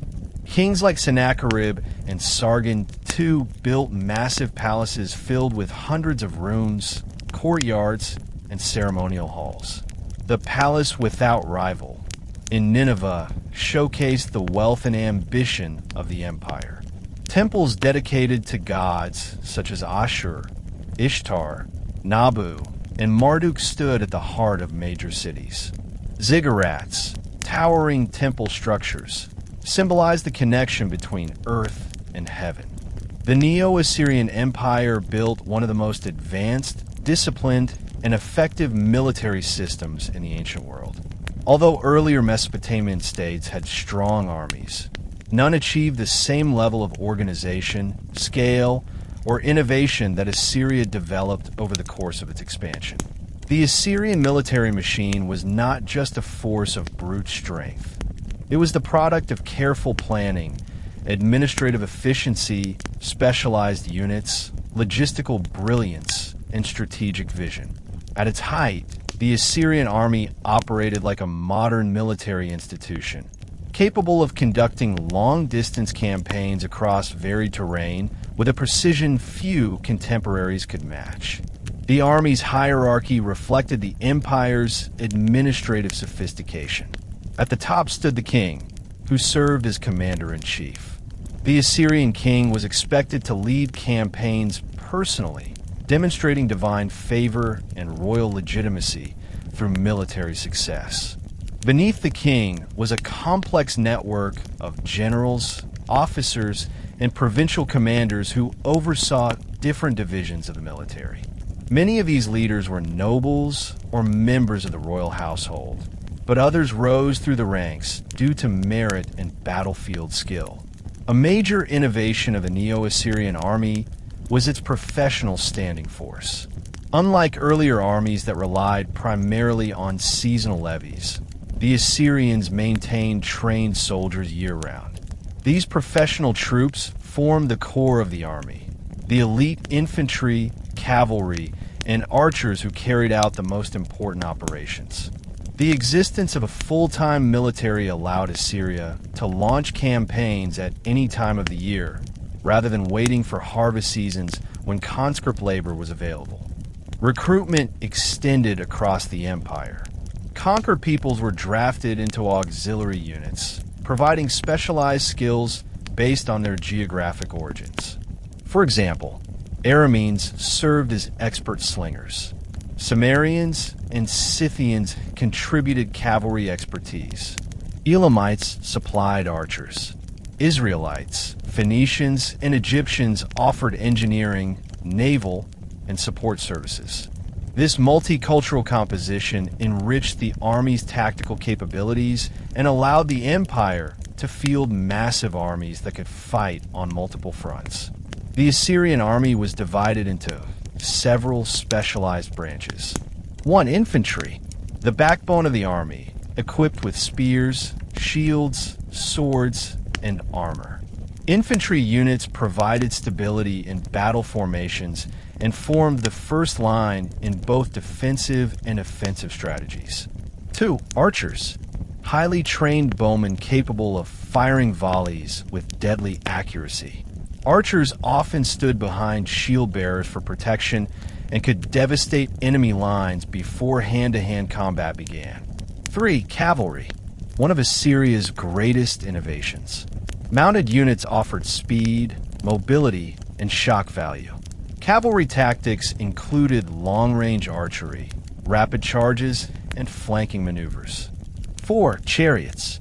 Although chariots had once been the primary elite unit, Assyria gradually reduced their battlefield role as cavalry became more effective. However, chariots remained ceremonial symbols and occasional battlefield elements. 5. Engineers. Assyrian engineers were among the best in the ancient world. They constructed siege ramps, battering rams, towers, and bridges. They also maintained supply lines, roads, and river crossings. 6. Siege specialists, a key to Assyrian dominance. These specialists understood how to undermine walls, break gates, divert rivers, and build massive siege engines. The army's success was not just a result of equipment and training. It depended on logistics. Assyria created a vast network of supply depots, roads, rest stations, and storage facilities. Soldiers were provisioned with grain, water, weapons, armor, and transport animals. Commanders coordinated movements through a sophisticated communication system that allowed rapid responses to rebellions or invasions. Ultimately, the structure of the Assyrian army represented the state's broader ideology: discipline, order, expansion, and divine sanction. The army was both the sword and shield of Assyria, enforcing imperial authority and projecting Assyrian power across 3 continents. Assyrian tactics and strategies were among the most advanced of the ancient world. Their army combined discipline with creativity, allowing them to defeat diverse enemies ranging from nomadic tribes to fortified city-states. They were pioneers in several areas of warfare, especially siegecraft, cavalry tactics, and psychological warfare. These innovations gave the Assyrians a decisive advantage on the battlefield and played a key role in their imperial expansion. Siege warfare was perhaps the most distinctive feature of Assyrian strategy. Unlike many ancient armies that preferred open battle, the Assyrians excelled at capturing fortified cities, a necessity in a world where urban centers were protected by massive walls. Their siege operations were highly organized and systematic. Engineers constructed siege ramps of earth and stone, enabling battering rams to reach city walls. These battering rams, protected by metal-plated roofs, were pushed forward by teams of soldiers who attempted to smash gates or breach weakened sections of the wall. The Assyrians also employed siege towers, which allowed archers to shoot at defenders atop the walls. They dug tunnels beneath fortifications, a tactic known as undermining, which collapsed walls or created entry points for troops. Assyrian archers provided cover during these operations, firing volleys to suppress defenders. And when necessary, the army used fire to weaken structures or burn gates. These sophisticated techniques made Assyria nearly unstoppable during prolonged sieges. In open battle, the Assyrians demonstrated a high degree of coordination. Their infantry advanced in disciplined formations, protected by large shields that formed defensive lines. Archers stood behind shield bearers, creating a deadly combination of protection and firepower. Cavalry units executed flanking maneuvers, harassed enemy formations, and pursued retreating soldiers. One of Assyria's most effective strategies was the use of combined arms tactics, integrating infantry, cavalry, archers, and chariots into a unified battlefield force. This allowed the army to adapt to different terrain and enemy tactics. The use of cavalry revolutionized Assyrian warfare. Horse archers could strike quickly and retreat before the enemy could respond.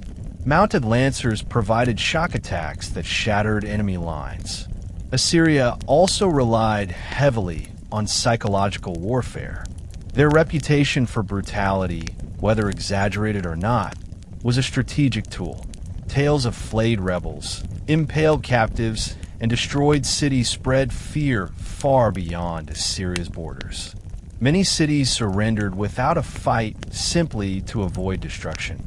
Assyrian kings intentionally publicized their harsh punishments through inscriptions and reliefs, creating a mythos of invincibility and terror. Diplomacy played a key role as well. The Assyrians often demanded tribute from neighboring states. Those who complied were spared. Those who resisted were crushed.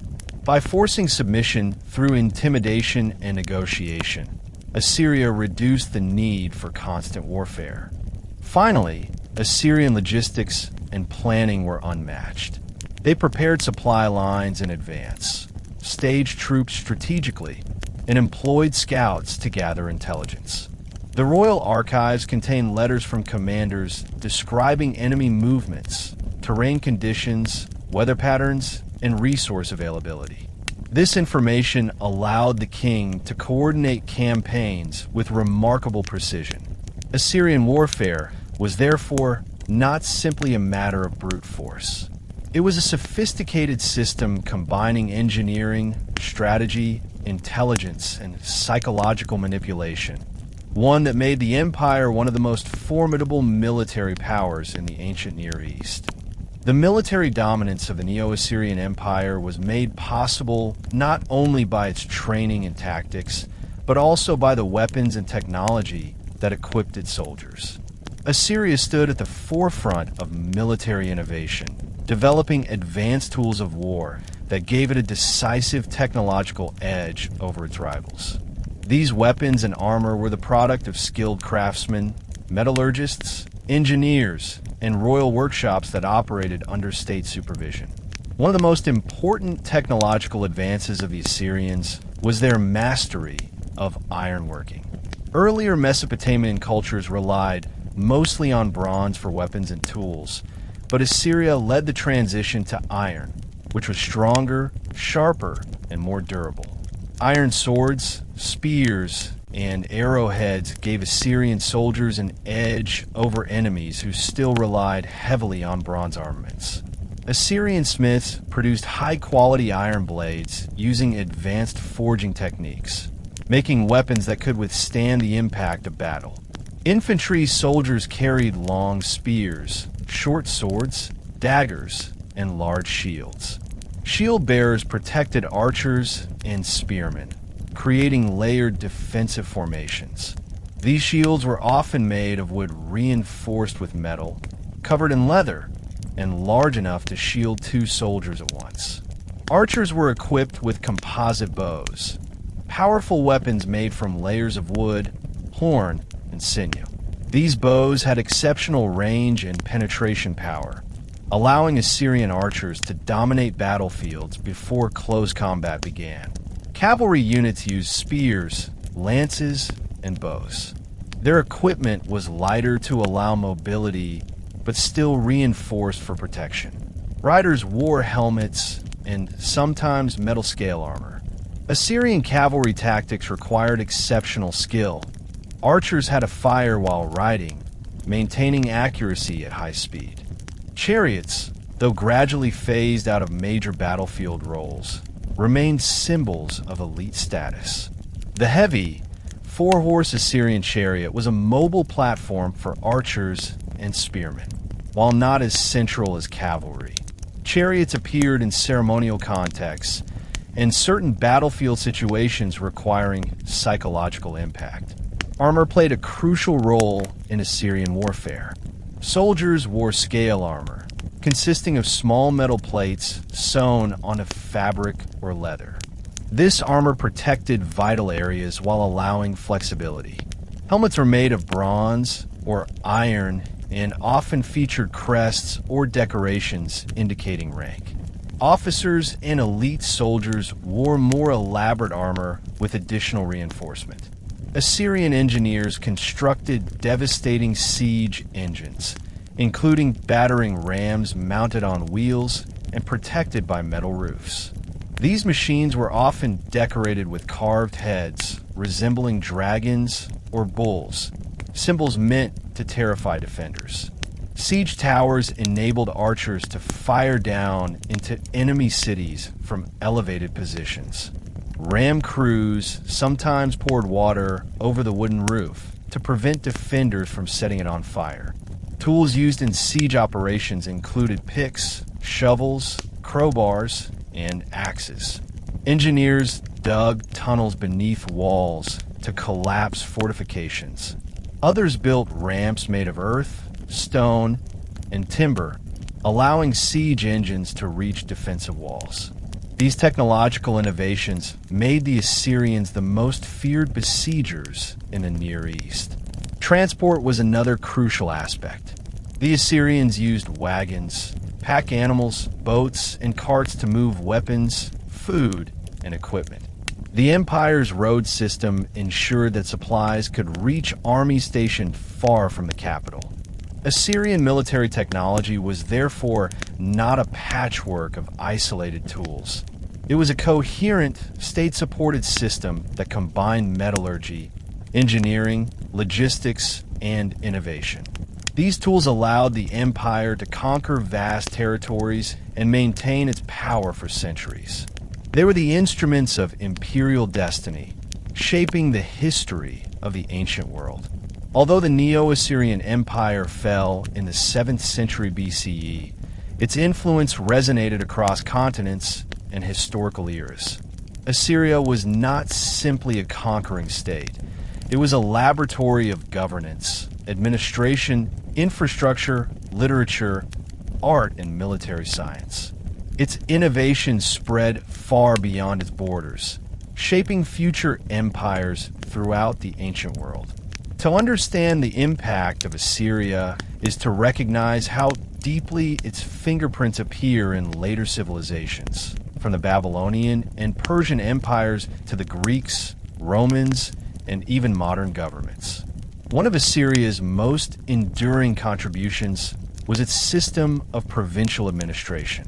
Before Assyria, empires largely relied on loosely governed territories that paid tribute when convenient and rebelled when possible. Assyria transformed this model by creating a network of provinces ruled by appointed governors. These governors reported directly to the king, enforced imperial law, collected taxes, supervised infrastructure, and maintained garrisons. The Persian Empire would later adopt this system almost entirely, calling their provinces satrapies, while the Romans would develop similar administrative districts governed by provincial officials. Assyria also pioneered centralized communication systems, ensuring rapid flow of information across large distances. The road networks and relay stations established by the Assyrians allowed couriers to deliver royal messages swiftly, an early precursor to later postal systems. This innovation drastically improved command and control across the empire. The Persian Royal Road, famous for its speed and efficiency, was inspired in part by Assyrian routes. The principle of maintaining a vast communication network became a foundation of later empires. Another area of global impact was military organization.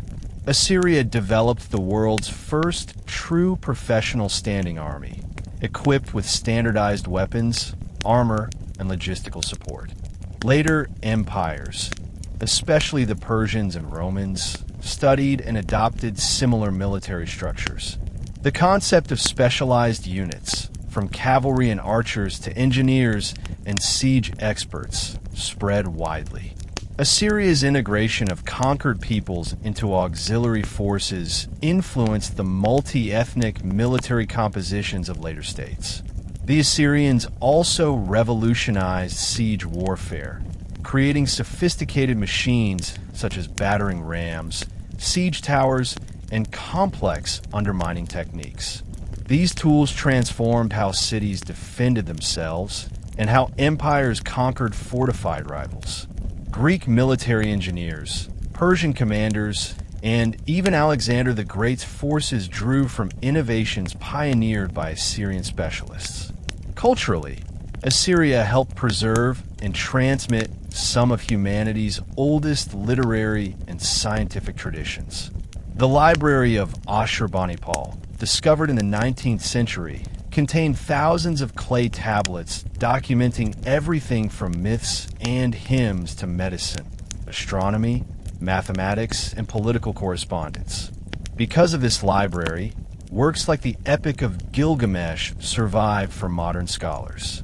Without Assyrian scribes, much of ancient Mesopotamian literature might have been lost forever. Assyria's artistic legacy also had lasting influence. The detailed stone reliefs that lined palace walls set a standard for visual storytelling that later cultures admired. These reliefs depicted scenes of hunting, warfare, ritual, and daily life with remarkable realism and narrative coherence. They inspired artistic traditions in neighboring regions and contributed to the development of monumental art in the Near East. Assyrian religious and ideological concepts also shaped later civilizations. The idea that kings ruled through divine mandate, responsible for maintaining order and justice, influenced Persian royal ideology and later religious systems. Even the biblical traditions surrounding Nineveh, Babylon, and Assyria reflect the enormous presence these states held in the imagination of ancient peoples. Thus, the legacy of Assyria is not confined to its victories alone.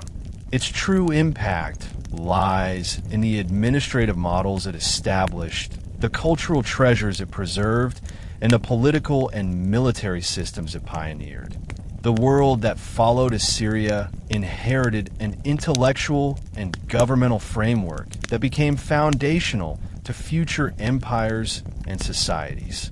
Assyria's legacy did not end with its military defeat. Long after the empire's fall, it lived on in the memories, stories, and writings of later civilizations. Assyria appeared in biblical texts, Greek histories, Babylonian chronicles, Persian records, and later Middle Eastern traditions. These sources created a layered and sometimes contradictory memory of the empire, one that portrayed Assyria as both a terrifying oppressor and a symbol of ancient grandeur. Perhaps the most influential preservation of Assyrian memory exists in the Hebrew Bible. Assyria is one of the most frequently mentioned foreign powers in biblical texts, often portrayed as a tool of divine judgment. Kings like Tiglath-Pileser III, Shalmaneser V, Sargon II, and Sennacherib appear prominently in narratives concerning Israel and Judah. For example, the conquest of Israel and the deportation of the 10 lost tribes are central events in biblical history. Sennacherib's siege of Jerusalem is described in vivid detail, with accounts emphasizing divine intervention in saving the city. Assyria is portrayed as both an instrument of punishment and a hubris-filled empire destined to fall for its arrogance. Biblical texts helped shape later Western perceptions of Assyria, often emphasizing its brutality, pride, and eventual downfall. Yet archaeology has revealed a more nuanced picture, one that includes cultural achievements, economic sophistication, and administrative genius. The Greeks also preserved memories of Assyria.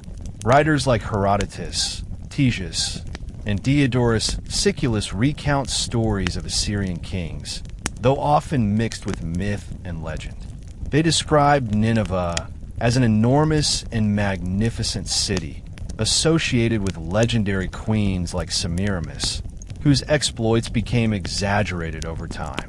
Although Greek accounts often contain inaccuracies, They reflect how the memory of Assyria evolved into epic tales within Mediterranean culture. Babylonian and Persian texts provide additional perspectives. Babylonian chroniclers recorded Assyria's final years from the viewpoint of a triumphant rival. They emphasized Nabopolassar's victories, the rise of Babylonian independence, and the collapse of Assyrian power. Persian inscriptions and cultural traditions later inherited elements of Assyrian political ideology, especially the concept of kingship as divinely mandated. Assyria also left a profound mark on Middle Eastern mythology.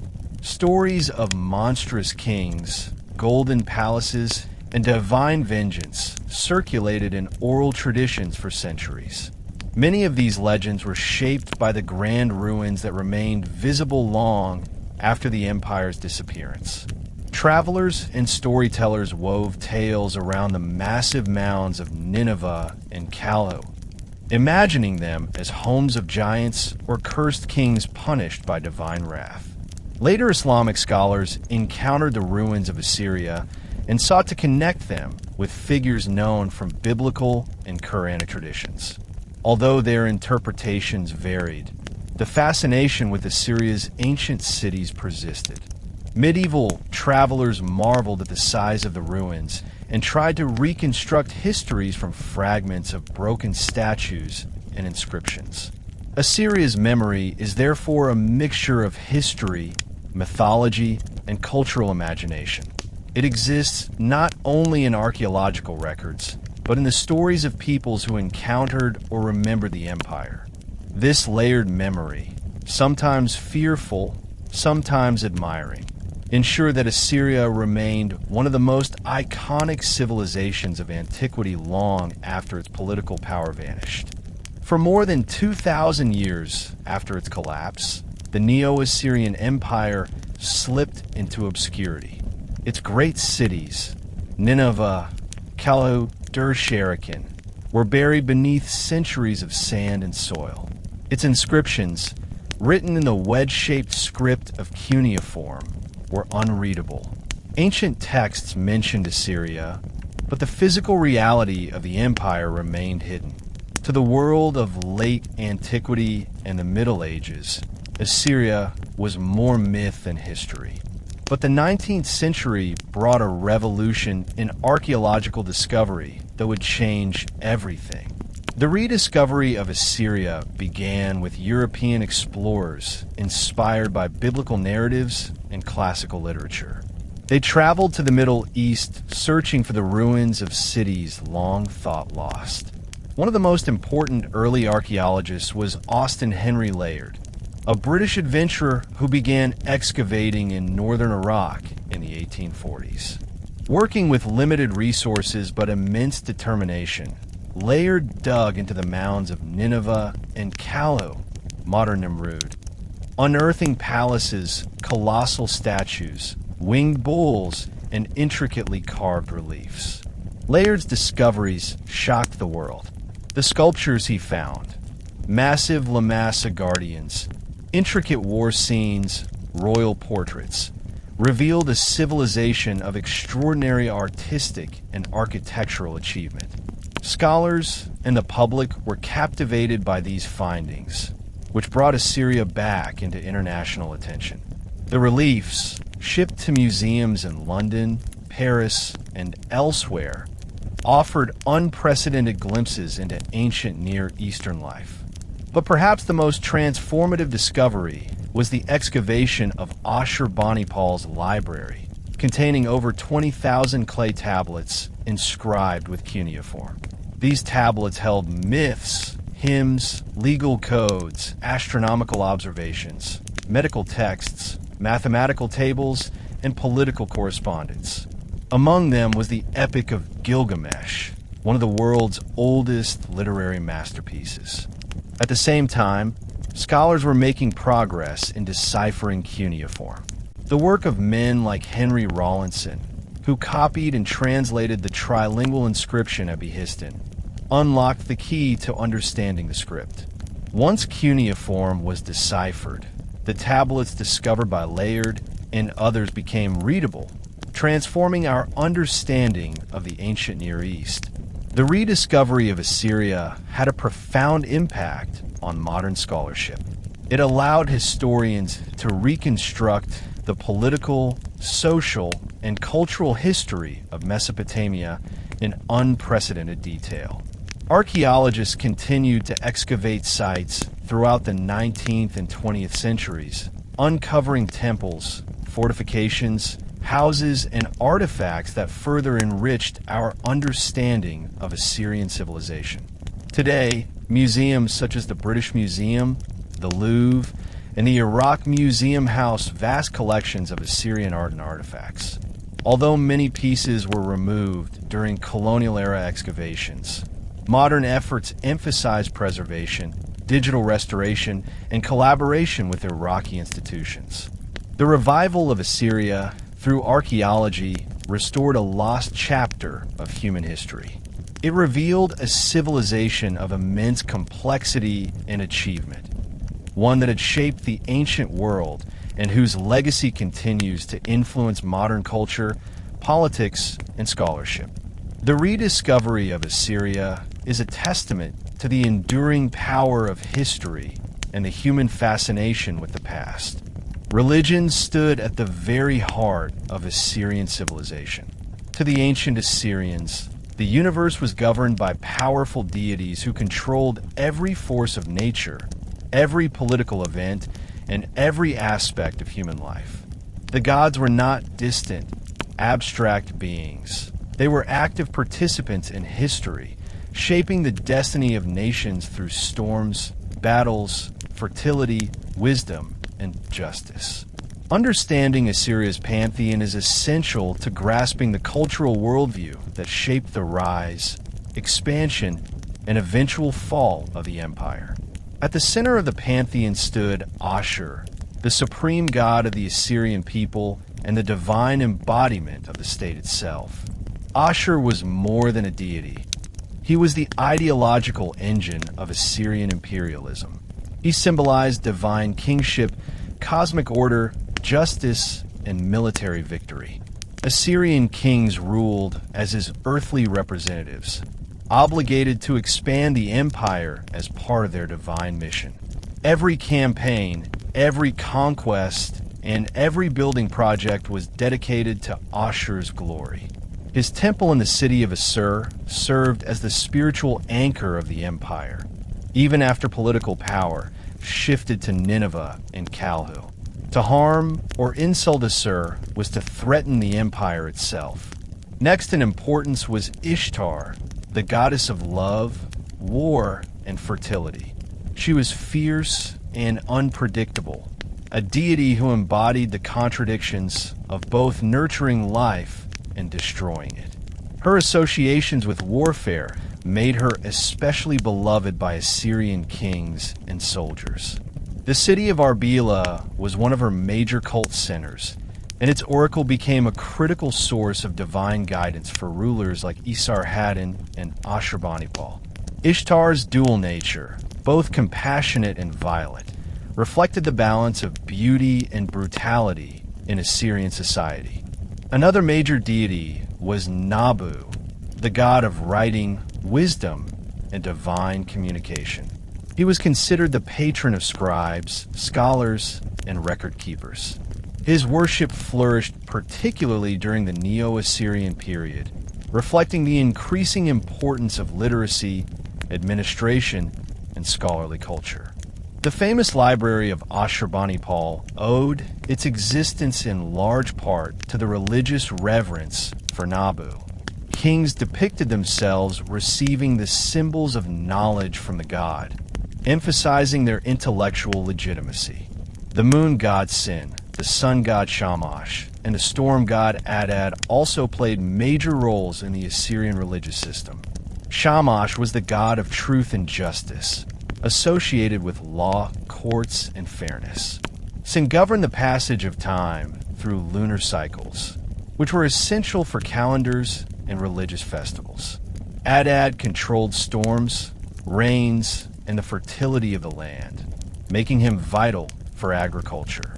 Assyrian religion was deeply ritualistic. Daily offerings were made to the gods, and temples functioned as both spiritual and economic institutions. Priests performed purification ceremonies, recited hymns, interpreted omens, and tended sacred fires. Divination was central to decision-making.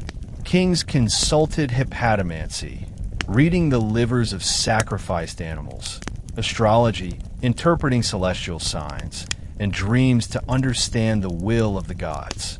Nothing of importance, from treaties to military campaigns, was undertaken without divine confirmation.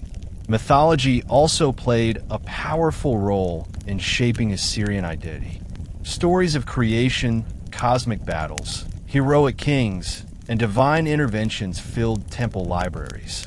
Myths such as the Enuma Elish, the Babylonian creation epic, were copied and preserved by Assyrian scribes because they were essential to understanding divine authority. These myths portrayed the gods as beings who struggled, fought, and shaped the world in ways that mirrored human conflicts. The Assyrian pantheon thus formed a complex network of beliefs that guided political ideology, social behavior, and daily life. It was a living system that connected the people to their history, their rulers, and their understanding of the cosmos. In Assyria, kingship was not merely a political office. It was a sacred duty, a cosmic responsibility entrusted to the ruler by the gods themselves. The Assyrian king was believed to stand at the boundary between the mortal and divine worlds. He was the chosen servant of Ashur, the earthly enforcer of the god's will, and the protector of cosmic order.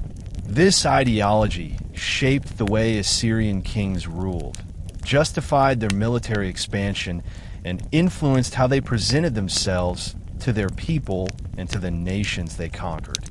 From the earliest periods of Assyrian history, the king's legitimacy depended on divine approval. Texts and inscriptions frequently describe the monarch as the beloved of Ishtar, the chosen of Ashur, or the king who obeys the word of Nabu. These titles were not poetic flourishes. They were essential political tools. By claiming divine backing, the king strengthened his authority, discouraged rebellion, and presented his rule as unquestionable. Birth and lineage also played important roles. Royal bloodlines were believed to carry divine favor, but even a legitimate successor had to prove himself through ritual ceremonies. At coronation, the king underwent purification rites, recited sacred oaths, and received the symbols of kingship, staffs, crowns, and scepters that represented cosmic authority. Priests invoked blessings from Ashur, Ishtar, Nabu, and other gods, affirming that the new ruler was chosen to maintain order and lead the empire. The king's duties extended far beyond administration or warfare. He was expected to maintain justice, uphold the law, build temples, conduct rituals, and protect the weak. These duties aligned with the concept of Miseru, the ancient Mesopotamian principle of justice and fairness. Kings often portrayed themselves as defenders of the poor and restorers of order. Even brutal military campaigns were framed as acts of divine justice, punishments against rebels who had violated cosmic harmony. Yet warfare remained the most important royal duty. Expanding Assyria's borders was considered a sacred mission. Each conquered territory became part of Ashur's dominion, and every enemy defeated represented the triumph of divine order over chaos. Kings boasted that their victories were achieved by the command of Ashur and Ishtar, emphasizing their role as divine instruments. This ideology provided moral justification for Assyria's aggressive imperialism. Royal inscriptions and palace reliefs reinforced this message. Kings depicted themselves in heroic poses, slaying lions, trampling enemies, or receiving blessings from gods. These images served as propaganda, reminding subjects of the king's divine connection and absolute power. Even the layout of palaces reflected ideological principles. Reliefs guided visitors through carefully arranged architectural sequences that gradually elevated the king's symbolic status. Kings also engaged in rituals to ensure the favor of the gods. The New Year festival, celebrated primarily in Babylon but recognized across Mesopotamia, reinforced cosmic cycles of kingship. Offerings, prayers, sacrifices, and processions were conducted to renew divine blessings for the ruler and the empire. But kingship also came with deep anxieties. Because divine favor was the foundation of legitimacy, any military setback, natural disaster, or bad omen could undermine the king's authority. Many rulers surrounded themselves with astrologers, dream interpreters, and diviners to detect signs of divine displeasure. Some kings performed rituals to avert bad omens or temporarily installed substitute kings during dangerous astrological periods, a unique practice meant to absorb supernatural misfortune. Thus, Assyrian kingship was a profound blend of power, responsibility, spirituality, and fear. It defined the empire's identity and shaped its history from its rise to its fall. Religion in Assyria was not confined to temples or royal ceremonies. It infused every aspect of daily life. Ordinary people, priests, kings, soldiers, and merchants all participated in rituals, magic, divination, and festivals designed to maintain harmony between humans and the divine world. These practices formed the spiritual framework that guided Assyrians through moments of fear, uncertainty, celebration, and transformation. One of the most important aspects of Assyrian spirituality was divination, the art of interpreting signs from the gods. The Assyrians believed the divine realm constantly communicated with humans through omens. The movements of the stars, patterns on sacrificed animal organs, dreams, weather events, and unusual occurrences. Priests trained in the science of omens consulted extensive series of texts that recorded thousands of signs and their meanings. For example, the liver of a sacrificed sheep could reveal whether a king should attack an enemy city. A lunar eclipse might foretell danger for the king or a threat to the land. Skilled diviners, or Baru priests, interpreted these signs and advised rulers on the god's intentions. Magic and protective rituals were another key part of spiritual life.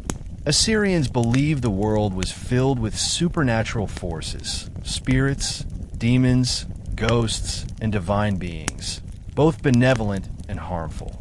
To protect themselves, they used incantations, amulets, figurines, and ritual objects.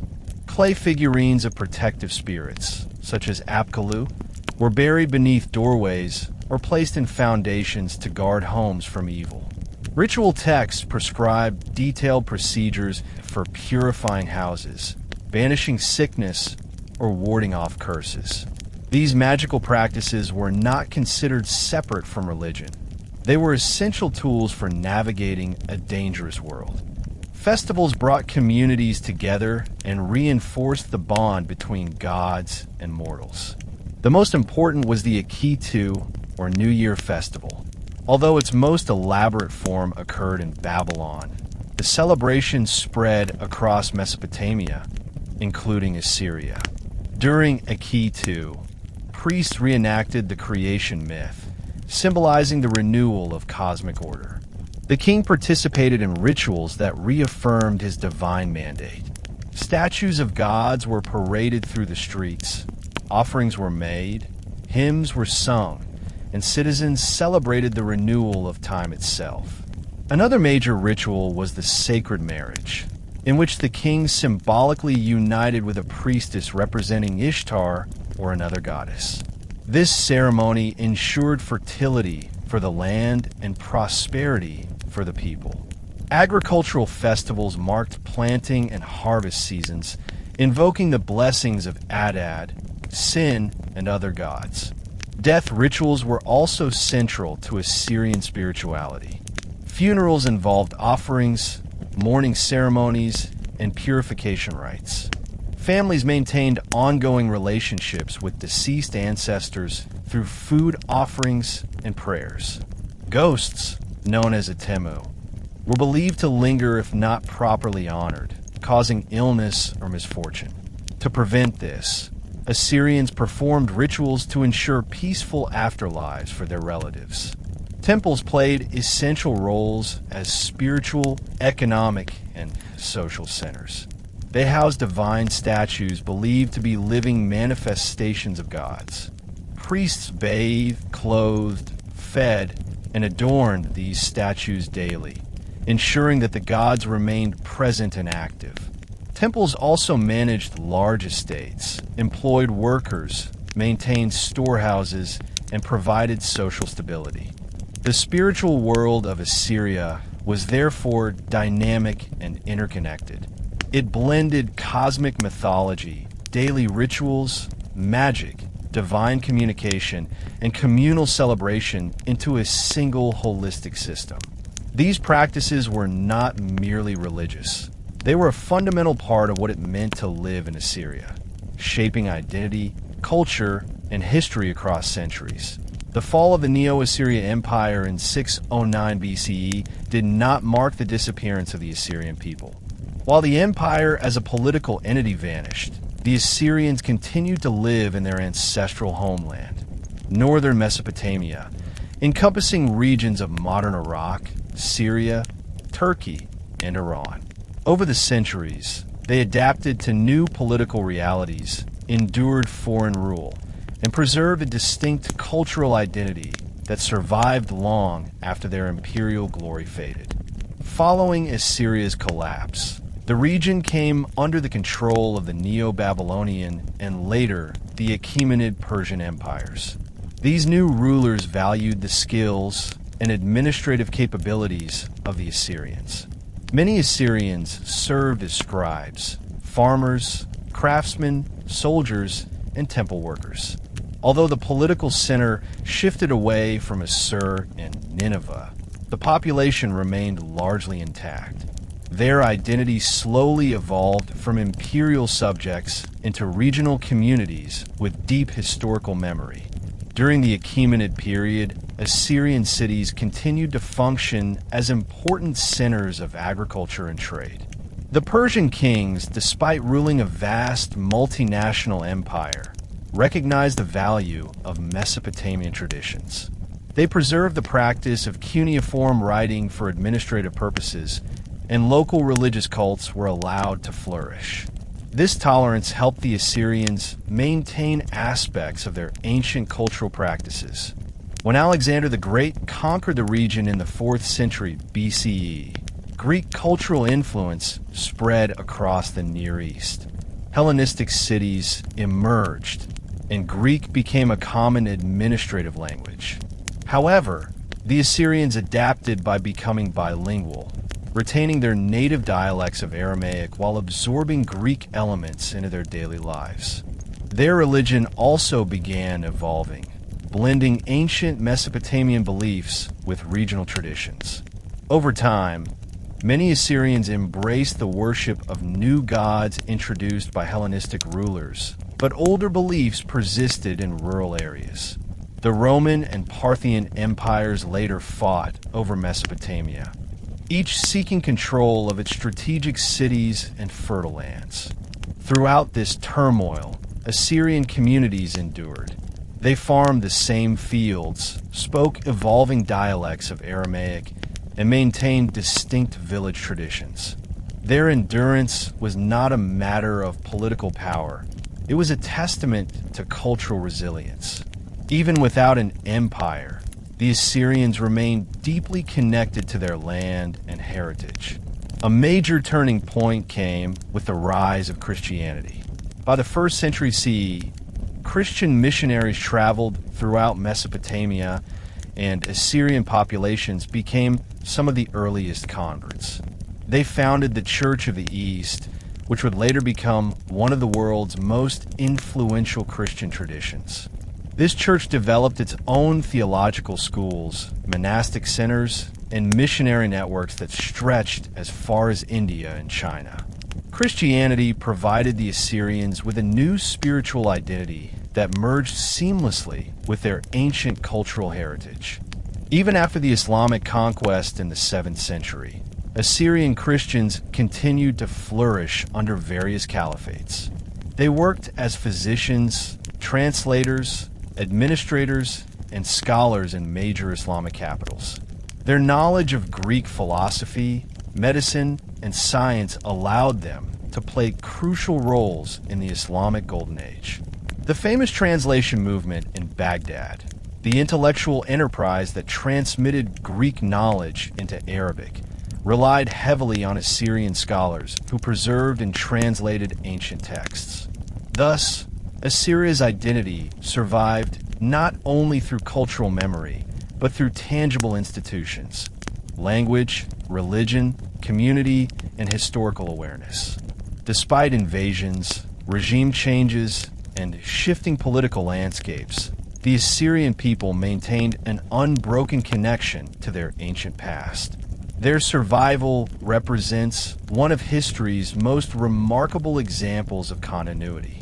Today, millions of people around the world identify as Assyrian, continuing a cultural tradition that stretches back more than 4,000 years.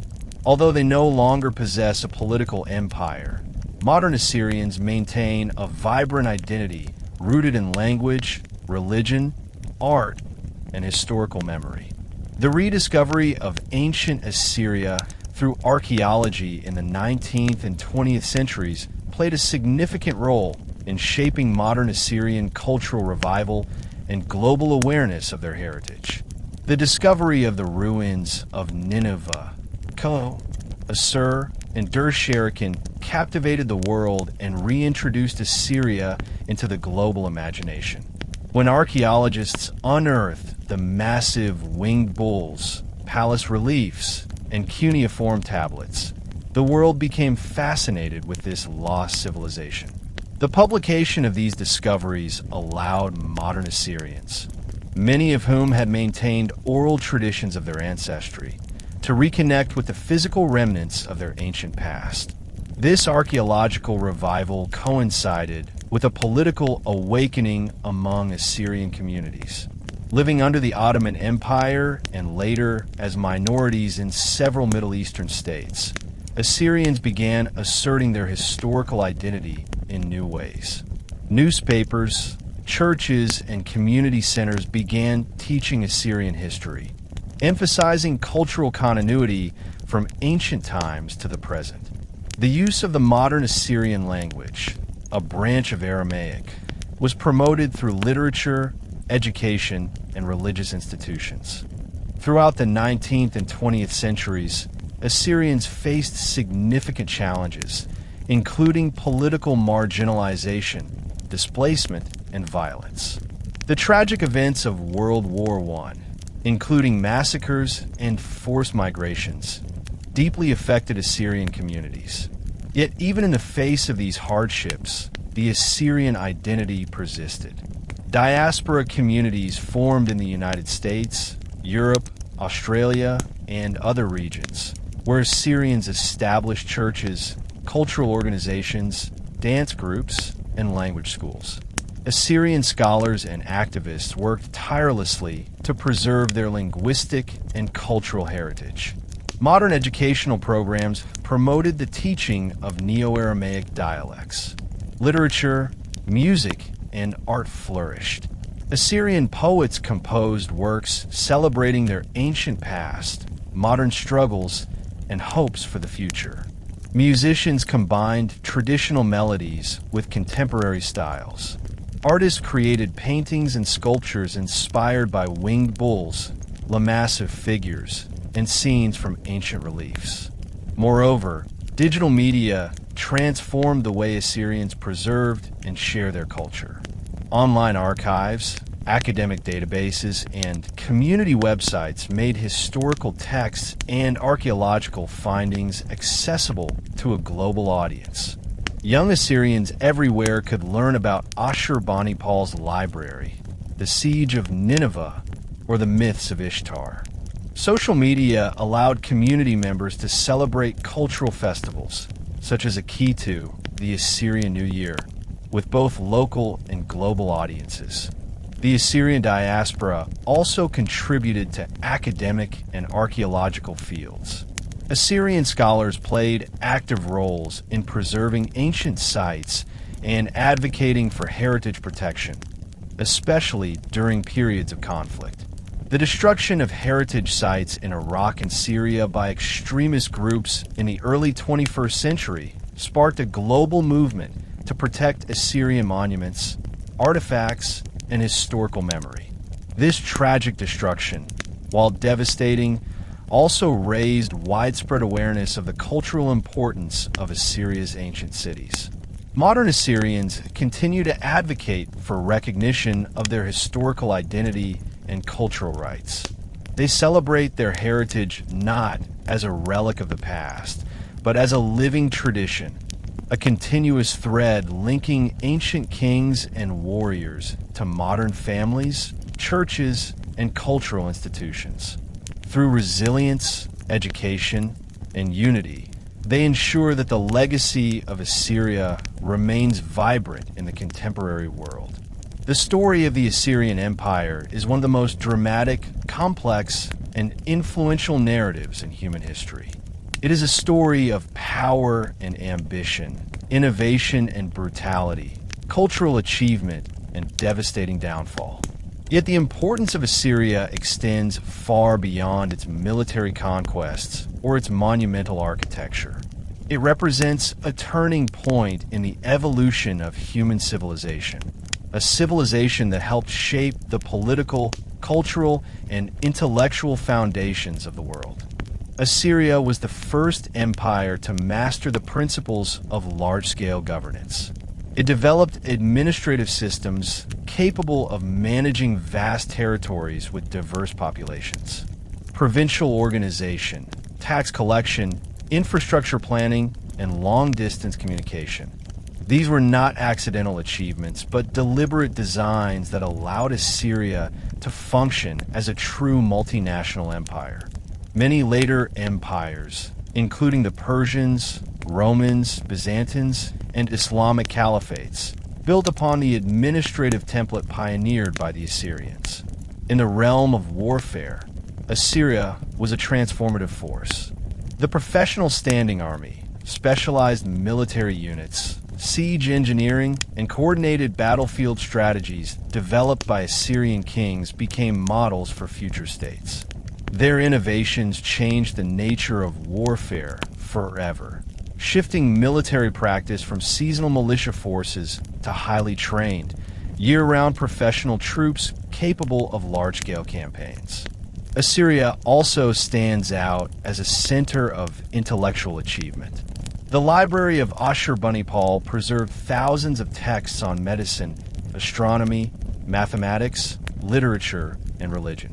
Without Assyria's scribes, much of the ancient Near Eastern literary tradition, including the Epic of Gilgamesh, might have vanished. This library represents one of the earliest attempts in human history to systematically preserve knowledge for future generations. Culturally, Assyrian art and architecture continue to captivate the modern imagination. The palace reliefs, depicting lion hunts, battles, rituals, and daily life, are unparalleled in detail and narrative sophistication. The monumental sculptures, including Lamassa guardians, reveal a civilization deeply engaged with symbolism, power, and spiritual meaning. Assyria also contributed to the evolution of religious and ideological systems. The concept of divine kingship, central to Assyrian ideology, influenced political traditions from Persia to Rome.